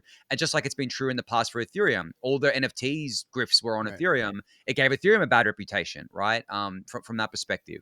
So I think that argument holds for everything, not just the L2s. But I will say you spoke about laws, and I think this is really important because in the I guess like a permissionless blockchain ecosystem, there are laws, they're protocol rules, right? But like they are only enforceable on themselves. You can't enforce this on other kind of people. The Ethereum protocol can't enforce its laws on everything. It can only enforce it in its kind of confines of the Ethereum network. So when you go and create your own network that, yes, the Ethereum protocol is enforcing some of its laws on these networks. If you're settling down to Ethereum, you can only, you use blobs. You have to abide by the blob kind of technical specification of what to do there, so on and so forth. But for the most part, you've got autonomy over your governance, right? Over what happens, especially if you're not a stage 2 roll up. If you're a stage 0 roll up, you can rug funds, like simple as that, right? So it's all about enforcement, I think. And this is actually something that I've argued about when it comes to fee revenue, is that like the L1 itself is very bad at enforcing, like it's enforcing anything really. It can enforce its own protocol rules, but beyond that, because it's permissionless, it's very bad at enforcing things. And it's not like a traditional kind of database where you can just revoke someone's API key access to it, right? You can't. Like no one can stop you from building on Ethereum. No one can stop you from building whatever you want on Ethereum, whether that's a scam or something else. And I think that's been a source a lot of the contention for people when it comes to these discussions, is that yes, you can socially call it out. You can socially shame them. You can say this is a scam, this is a grift, whatever, but you can't stop it. So while there is, I guess, like a social understanding, you can't stop this from happening. And I think this is the same thing like when you talk about freedom of speech in the US, right? Like you can disagree with the speech, but it's protected under law, and there's an enforcement there that like physical enforcement, right? You can go to, like, if you try to stop someone from saying what they want, or you try to stop them, the only way to stop them really is to probably like literally physically go after them and stop them from doing it. Then there are laws that kind of are enforced there.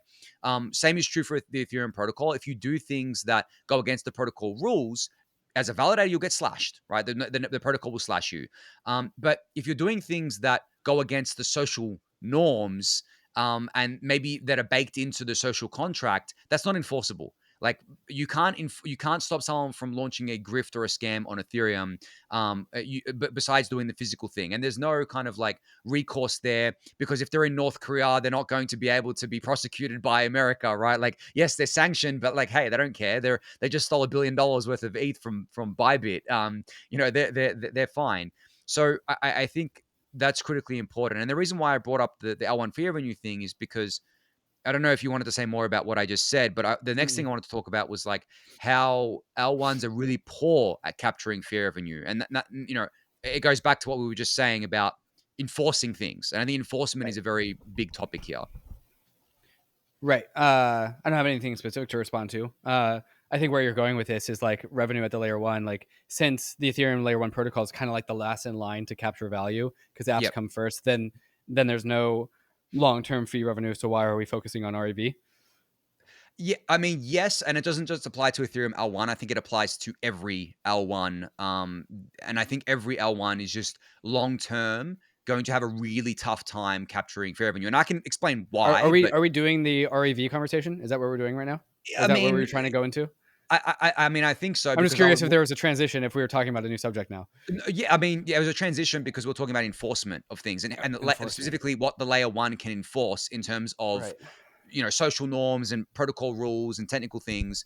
Because I actually think it's a perfect segue into talking about revenues and why I strongly believe, and I think has been proven somewhat over the years, that the L1 is really poor at capturing fee revenue. And you mentioned it just then. You said Yeah. that it's because it's last in line, right? It's like, let's say there's a bread line. There's 10 people in line, and there's only 9 3/4 of bread. Yeah. Well, the last person's not getting any, he's only Right. getting 3/4. Sorry. Yeah. 9 3/4. The last person's getting 3/4 Yeah. of bread instead of a whole bread, right? Right. Like that's kind of where I'm going with it. Yeah. Right. And I generally agree with that. I think that's the base case. And so, like, because there's application specific sequencing or apps, the motivation for apps to become chains, the capture value will just be captured first. The Ethereum protocol eats last, which is bullish because that's how you actually foster an app ecosystem or a chain ecosystem. Like, that's the incentive.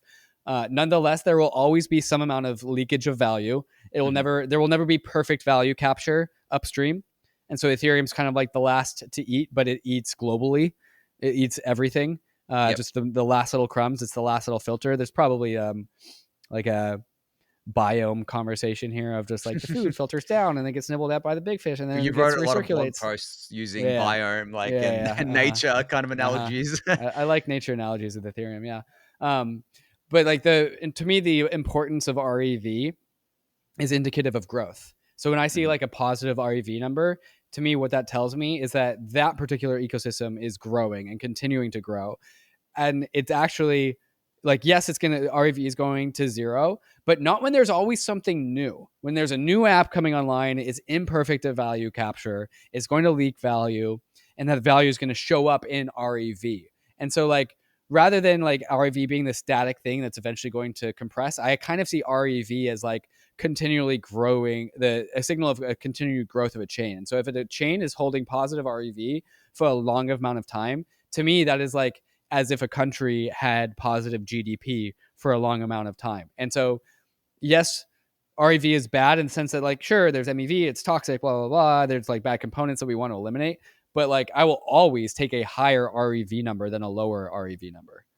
Yeah, and I don't think anyone's going to push back on that. Like I tweeted out something what is it, like a month ago now or something, where I said the ETH Maxis kill Rev, and people took it the wrong Yeah, way. dude.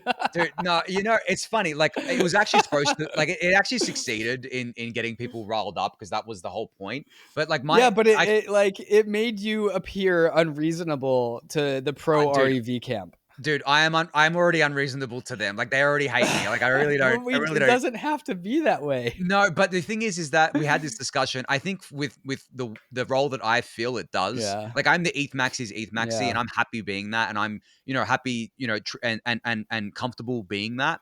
I'm comfortable with you being what you want to be because Right. I feel that's like what that's why we butt heads because like you are trying to drag the Overton window to the ETH Maxi camp, and I'm like, yo, bro, be reasonable to y- everyone. Be yes. reasonable to everyone. And that's just not like personally, like who I am as a person, like that's Yeah. just not like I can have a reasonable conversation with anyone, but at the Yeah. same time, I'm not gonna like doing it with certain Right. people because it's just like I can't palate bullshit. Like if I think someone's bullshitting me, I actually can't just sit there and Yeah, let them I do it. totally get it. I Like totally get it. I Yeah. can't. And that's that's just the way I But am I as mean, when I go and I talk to like John Charbonneau or pick your favorite ETH concern or ETH hater, like I don't feel like I'm also averse to bullshit, but I don't feel like they are bullshitting me when I talk yeah, to them. that's fair. That's fair. And I Yeah, get that. It's different perspectives on things. Like I yeah, have a very low tolerance, maybe like lower than yeah. yours, and very low bar. Like what I consider bullshit is Like probably not when what I you consider it. hear, I have had to like excuse myself from an audience when I was sitting in an audience in Tel Aviv at the Starkware sessions, and Yep. Emin Gearer was on the stage, and I'm like, Garcia, yeah, the I'm just Avalanche. gonna heckle this man, and it's not appropriate, and I need to leave. Like I can't Yes. do this. I can't do Yep. it. I'm not. Yep. I'm just not gonna listen to him. That's me. I will actually like I don't think I've noped out of an audience before, but I will sit there and stew in my rage. I'll be like, Yeah, I need to like call this guy out. What the yeah. like, No, I'm the same way. I'm the same yeah, way. yeah. So yeah, that's just kind of like the way I am. But then yeah, bring it back to the L1 stuff. Like I as I said, I agree the fear of a new stuff. As I said, I agree with you that like number going up is better. But the problem is that if you look at the all-time fee chart of like ETH L1 and even Solana right now as well, you'll see like fee revenue went up a lot. And that's because of MEV primarily. And it's not just direct MEV, it's also the consequence of just state contention in general. Like when a lot of people want to do something on chain, fees are going to go up because there is a competition to do that. And that competition is almost always won by MEV bots who are constantly running 24/7. They don't sleep because they're machines, right? Constantly running. If they can make 1 cent by spending 99 cents, they're going to do it because they're just doing this a million One times, right? dollar, $1 from 99 cents. Oh, sorry. Yeah, sorry. I meant 1 cent profit of Right. that Okay. that Yeah. whole Oh, thing. yes. Yes. Yes. Yes. Yeah, if they're Yes. Yes. gonna Yes. even just make 1% profit, they're Right. gonna do that because it's profitable, right? So if 99% of the transaction is a fee, they're gonna pay that fee because they're still making profit, right, from that. So we've seen this with Ethereum. We saw it with DeFi, we Yeah. saw it with NFTs, right? When there is high stake contention, there's high MEV.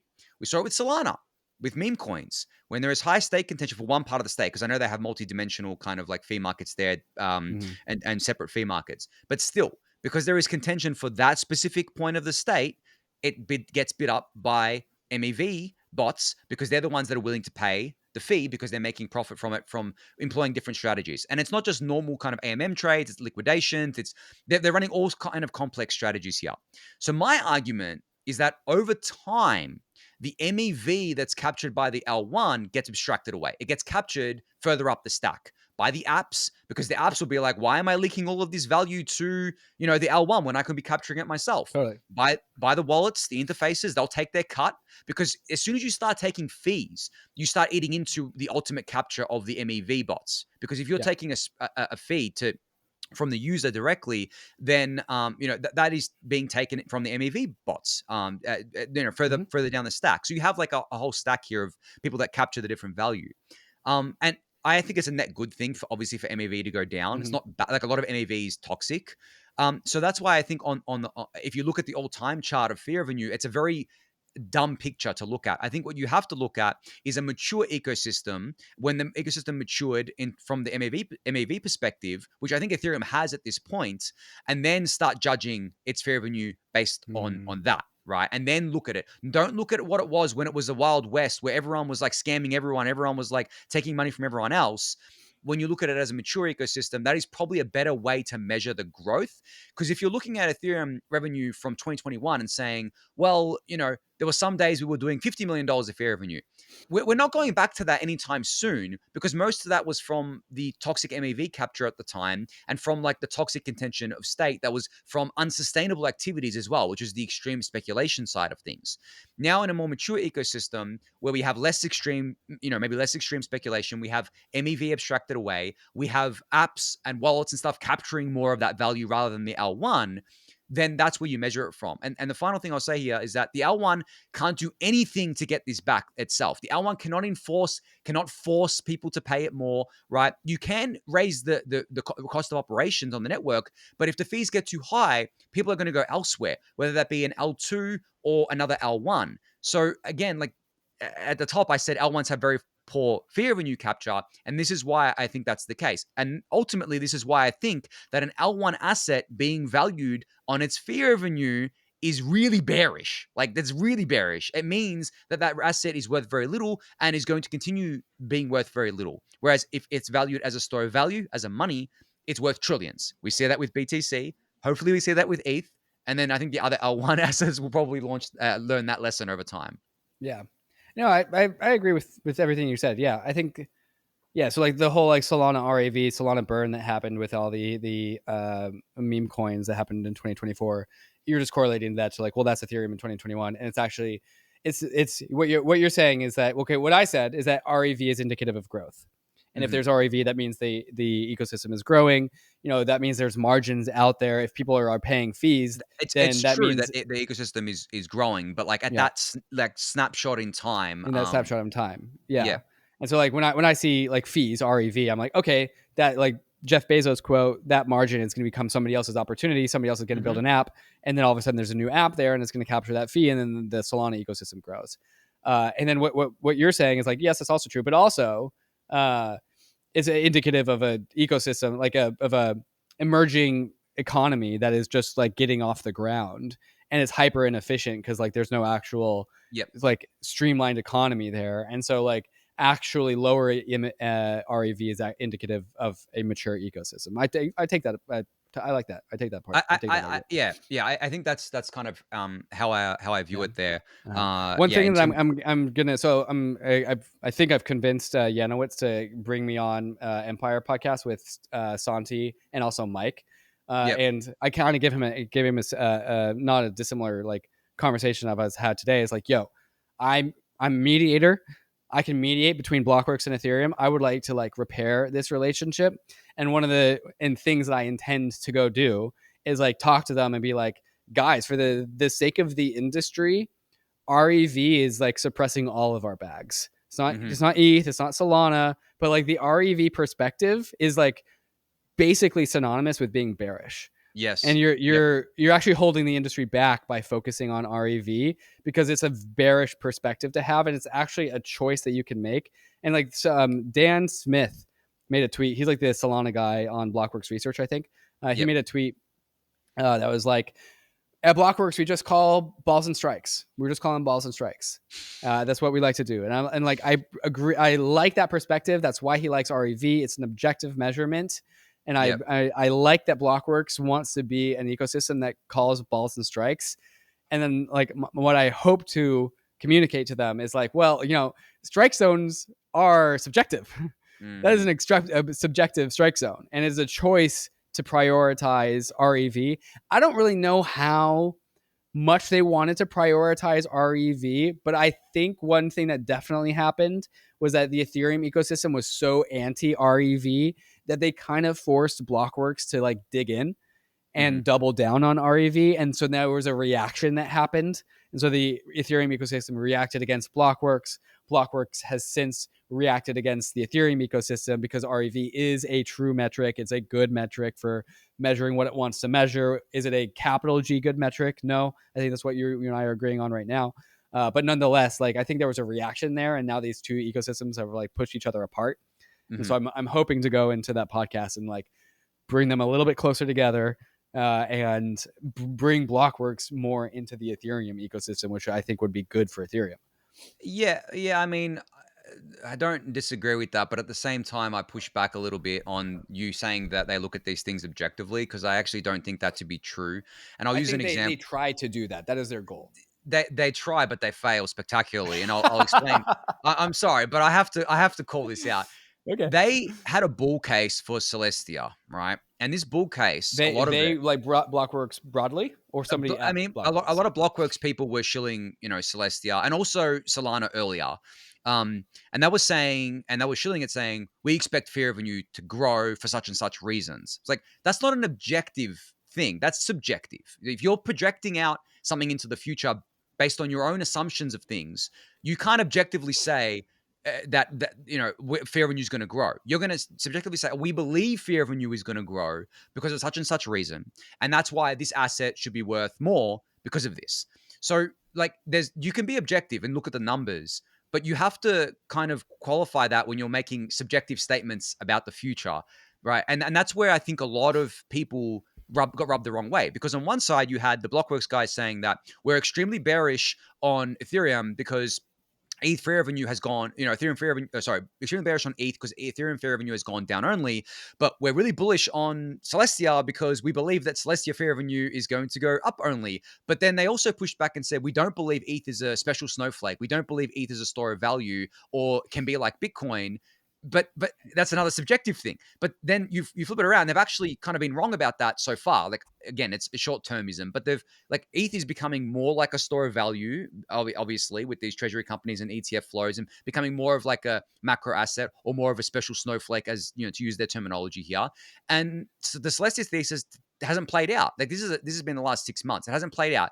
Celestia it has less data posted to it than Ethereum L1 does, and Ethereum L1 data capacity is way less than Celestia right now, right? So that's why I think they get a lot of pushback, is because they say they're being objective and they think that they're being objective and they're just looking at the facts, but then they'll give a thesis on something that's based entirely on their subjective views about it, whether that be Celestia or Ethereum.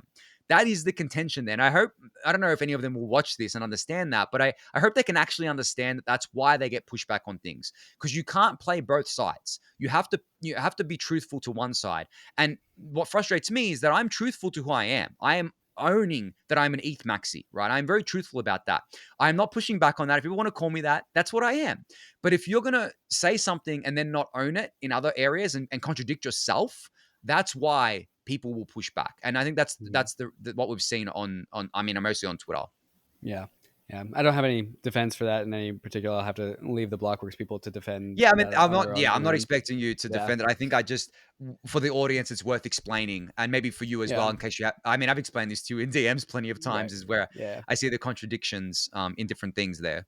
I will give like a Blockworks perspective, I think, of like the timing of when Blockworks got a lot of growth was post like 2021, 2022, I think. And because they were an events company, and then they got smacked by COVID and they pivoted to being, I don't know, pivot, but they They reprioritized. they evolved their digital media side of things, their podcast and their website and all that kind of stuff in the post-COVID era in 2022.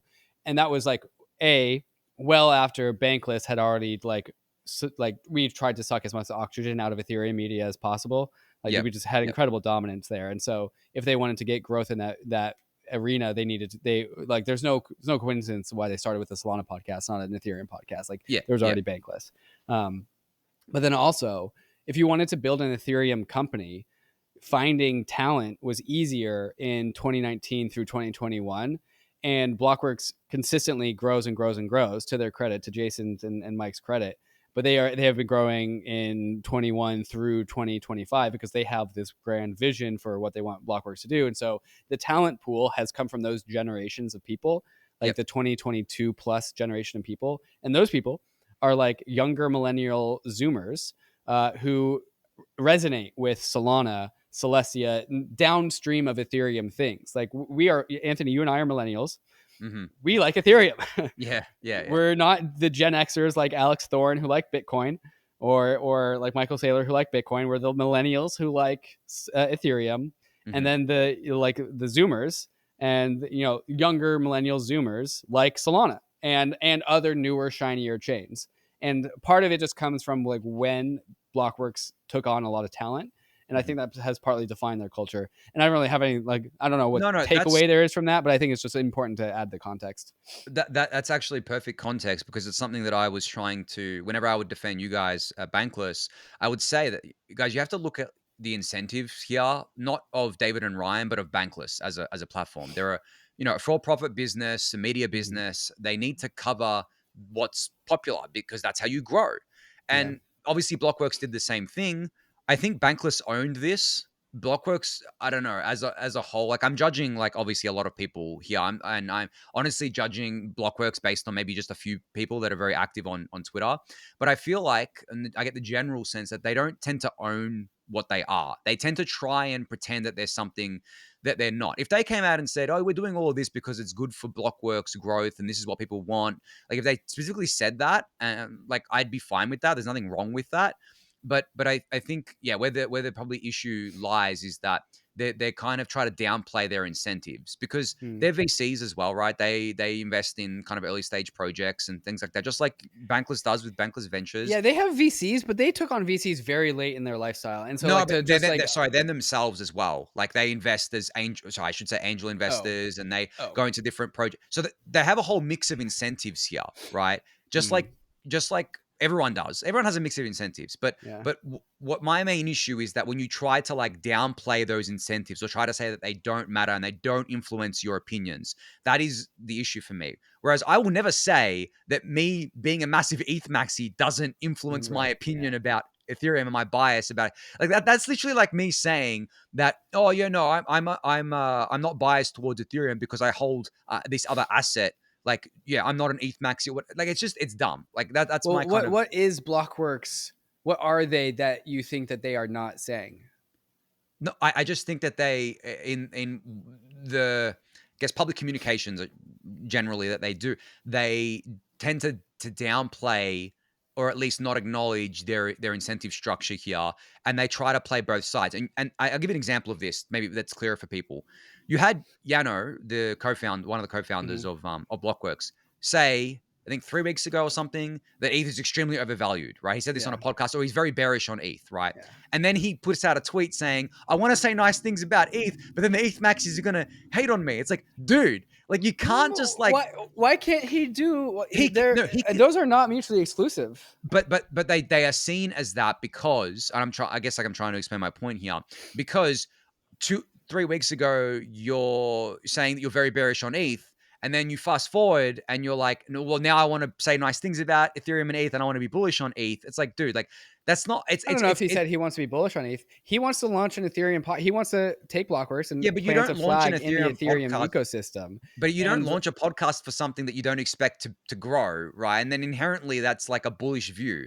Like you're not going to launch no, a okay, they are actively looking for an Ethereum host of an Ethereum podcast on Blockworks, and I think yeah, it's like noble of them to for Yano to, who publicly says like, yeah, I'm bullish Solana and I'm bearish ETH, and I don't think ETH's going to grow, and yet I'm still going to launch an Ethereum podcast because I want to, give Ethereum what it deserves, which is fair and equal coverage. And all the ETH people are like frustrated about how anti-ETH Blockworks are. So let's fix that by fostering an Ethereum podcast. I don't see anything wrong with that. And I think as Ethereum community members, we should be encouraging of that. but if you think that like if you're bearish, why would you launch like that's the kind What of if thing he's that wrong? And what if he says, like, maybe I'm wrong? So I'm going to launch. What if he's hedging with an Ethereum but podcast? the thing is, he doesn't specifically say that. That's what I mean by downplaying, right? He hasn't specifically said, "Oh, I could be totally wrong about it," and But his personal attitudes about the future of the ETH, the value of the ETH asset, I don't think is related to whether or not Blockworks launches an Ethereum podcast. but I mean, he is a co-founder, right? He sets the direction. Like, if he didn't want an Ethereum podcast to launch, they wouldn't launch. Like under Blockworks. I You see, don't think. but that's Are how you people say. That's implying how that people. there's like because Yano is bearish ETH, that he is going to like pump the brakes on launching an Ethereum podcast? Uh, but the thing is that like that's what I'm saying. If he was actually truly bearish on it, that would be this is my view, and maybe this other people's view as well. I don't know. It would be more logical to me for him not to want to like do that, right? Because then like he's not even saying he's like it doesn't gel. Like if it's a 3-week timeline, like if it's a multi-year time frame, sure, but it doesn't make sense to me that you would be like it's like me I think saying you're reading into this like way too much. yeah, but that's the thing is the incentive structure here. He can be bearish on ETH, but then also he can be like, well, it'd probably be good for Blockworks if we have an Ethereum podcast. And then for me, I know you say that those two views can coexist Right. together, and Uh-huh. that's fine. But like, I don't understand how you can be bearish on ETH while still thinking that it's worth it enough for Blockworks to have an Ethereum podcast because it will lead to growth. You know what I mean? Like, it's like me Oh, saying I'm I see. really I see. But you're saying that because that he's launching an Ethereum podcast, therefore that is indicative of the value of Ether. exactly, but it's indicative of him like, but like he can't hold two. He can't be bearish on ETH. Being bearish, maybe define the terms here. Being bearish means that you think Ethereum is going to become less and less relevant over time. ETH is going to become less valuable over time. But launching a podcast, a new podcast just dedicated to Ethereum, comes with the inherent kind of, I guess, Belief that Ethereum's assumption going to be relevant. Yeah. that Ethereum's going to grow in relevance and it's going to lead to growth for Blockworks, right?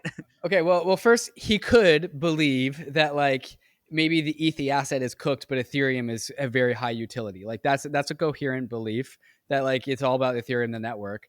But like really, I think you're just reading way too far into it. Like he's got a media company, he wants to grow the media company. He doesn't yet have, he's like got Thanos, he's got all his jewels, but he's missing Mm, the Ethereum jewel, and he yeah. wants to add the Well, Ethereum podcast to the why repertoire. I didn't don't they think add you have to that? really think about it more than Why that. are they adding that now? Why didn't they add that last year? Like the Because timing. The Bankless has t- been super dominant, so they lagged on Ethereum well, after they launched a Solana, and then after they launched a Celestia podcast.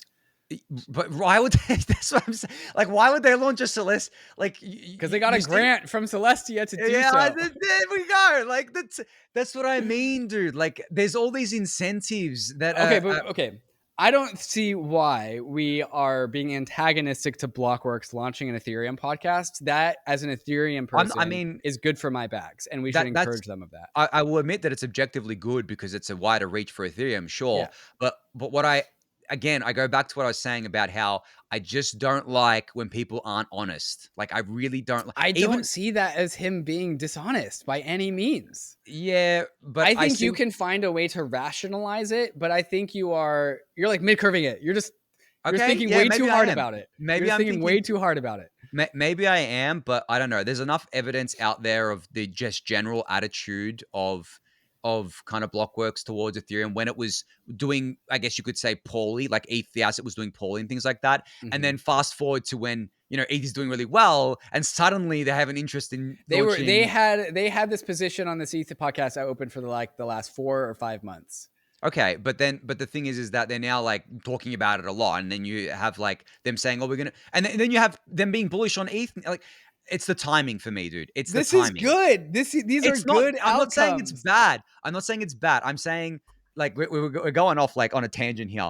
What like I as think it's long as important actually. what? I think the Yeah, Ethereum community should be more open and accepting and interested in pulling Blockworks into our sphere of things. And yeah. we should That's reward them. When Jason says, "Hey, I don't want to get torn down by the ETH community," we should be like, "No, Jason, please tweet more about ETH. Please do that. Yay, have a like." yeah. But I think also the relevant context here, maybe it's pretty important context, is that like they spend all this time being really bearish ETH, pushing a narrative that ETH should be judged based on Rev and all these things, which I think objectively did some amount of damage to Ethereum and ETH as an asset, right? And then all of a sudden they're like, well, we're gonna try and do positive things for Ethereum now. It's like How when else do someone you want them to do it? no, I know, but to use an analogy here, it's like someone stabs you 5 times and then says, "Oh, I'm going to stop stabbing you now, and I'm going to That's give you good. medical care." That's a good I thing. know, but what I'm saying is that I'm not saying it's not good. I'm just saying that it's very like dumb. Like it's just dumb to me. Like it's very it's not honest. And it's fine. Like I'm happy for everyone to be an ETH bull. Like don't get me wrong. I want everyone to Mhm. be an ETH bull. But I'm speaking for myself and other people in the community that have had problems with Right. not just Blockworks, but other parties, let's say, in Mm-hmm. the ecosystem. This is how they view things. It's like, Yeah. you went from doing this, you went Right. from shitting all over us to now wanting to be part of our crew. We're not just going to open you, like a lot of us aren't just going to welcome you with Right. open arms, right? Especially because we can't trust you. What if in Right. 6 months' time you're suddenly bearish on Ethereum again and you're going to go back to doing what you were doing before? And that's what the perspective is that it comes Yeah. back to trust and honesty. And that's why you see a lot of the, ETH Maxis, they're Right. just not going to trust someone who is just stabbing them, a lot. And then suddenly, oh, I'm going to give you medical care. What if the bandages are laced with poison? We don't know, Yeah. right? Like, so that's my perspective on it. And I, Yeah. I think that's the ETH Maxi perspective, at Yeah, least. it's the tribal perspective, and I don't say that in a negative way, because like tribalism adds monetary premium to the asset, right? Like those things are connected. So I understand that. Exactly. Uh, Exactly. And I think I've argued with you before that while I agree that not everyone should be an ETH Maxi that's in the Ethereum community, you need every kind of walk of life in a community. mhm, I do believe that having a very strong, but small, it can be small, but strong contingent of people who are live and die by the ETH Maxi kind of flag is incredibly, if not critically important to Ethereum as an ecosystem, just like it was for Bitcoin. I think yeah, I've been critical of this before, but I think I changed my tune, a little while ago that the BTC Maxis having them be has been really fucking good for Bitcoin. it's been really good. Yeah, yeah. Yeah. Uh, I agree with you there. The one thing that I will say is, I think at times the Ethereum community gets in its own way for, and we just have cell phones, and I think it's like worthwhile, as a worthwhile practice for all the maxis to like always be able to. You're a better maxi if you can steel man the other side and still be a maxi. And Hmm. so like making sure that when like Blockworks wants to launch an Ethereum podcast, that we encourage that behavior. Or maybe you don't agree with that because like maybe the bandages are laced with poison. But there are times when it's actually better to not be maxi, and it's able to be like open up the doors and be more inclusive. And so Hmm. like whether what the decision is in based on facts and circumstances is up to everyone's individual choice. But over indexing on maxiness can be a failure mode when we could have opened up the doors and let more people into the club. Oh, I mean, it absolutely is a failure mode if there's too many of us. Like, I'm Yeah. actually really happy with you not being like me in terms of ETH maxiness, right? Like, I'm very happy that people like you exist that can go to the other camps and bring them over. That is a necessary part of the Mhm. Ethereum ecosystem. But I'm also very happy that we have a contingent of ETH Yeah. maxis who have a very, very kind of like low tolerance for bullshit. And maybe they read too much into things. I don't think that's necessarily a negative. I think we've used this analogy for a long time on across our own podcast, the immune system, right? The immune Yeah. system response, and Yeah. sometimes the immune system attacks itself and can cause cancer, which maybe we saw at the beginning of the year. There was a lot of infighting in the Yeah. Ethereum community, even between ETH maxis, right? But I think when you have a Sometimes it united. also goes after SBF before he ever steps foot in Ethereum. Like Exactly, it goes exactly. both ways. Yeah. It goes both ways. So I think that's totally fine. But for me personally, I don't think I'm going to ever fill the role that you fill or be more like you, and I don't think you're ever going to be more No. like me in terms of being No. extreme. That's the thing. Like I think we serve and fit our own roles, and it's our own personalities too. It's not just Ethereum. We're not just like this with Ethereum. We're like this with probably a lot of Yeah. things in life.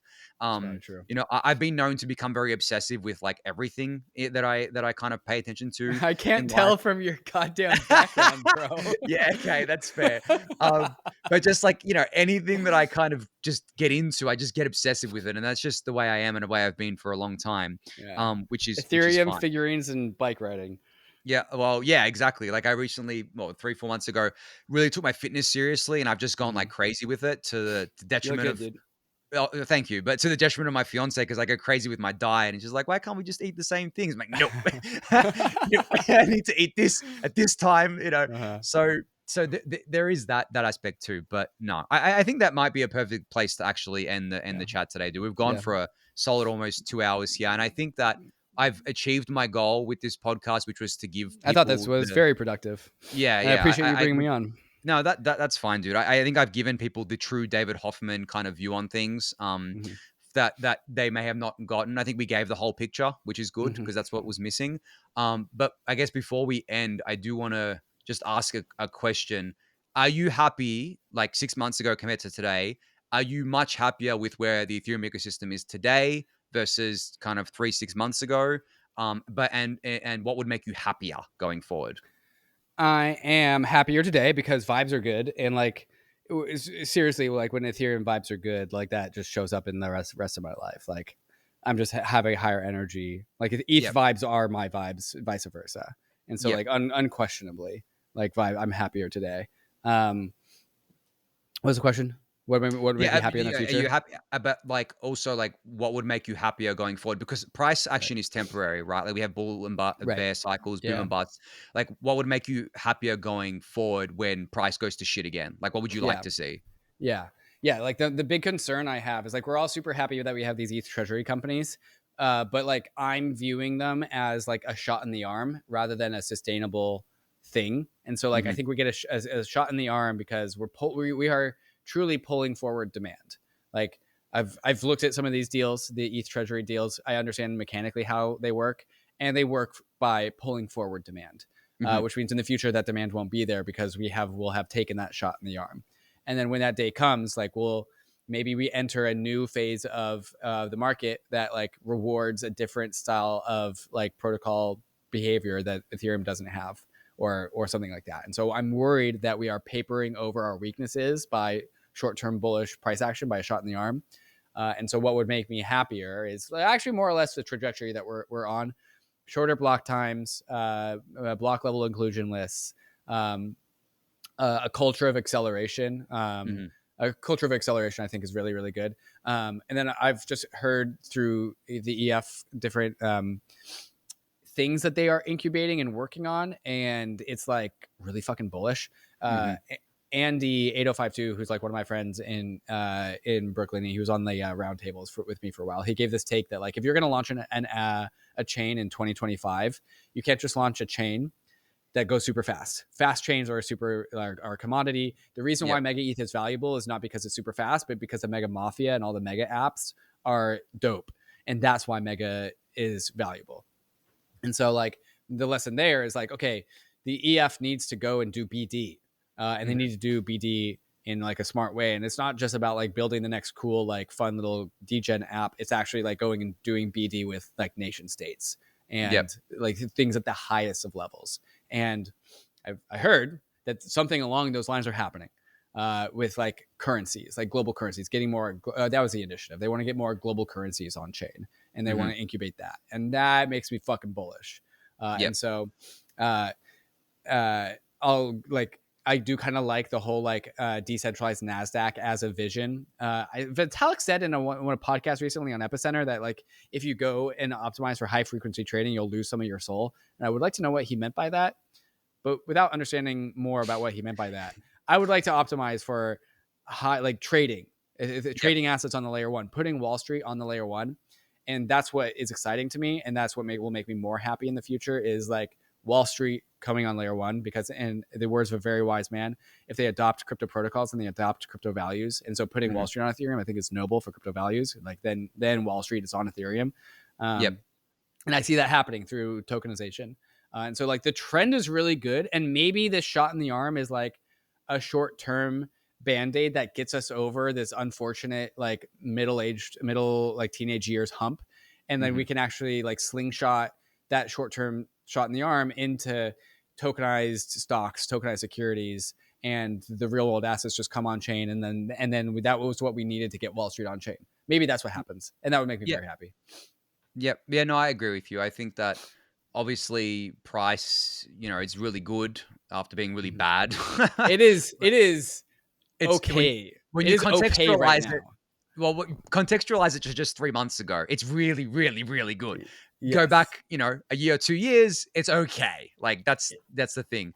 Um, but I I I think, will I will start becoming like happy about the ETH price at like $6,000.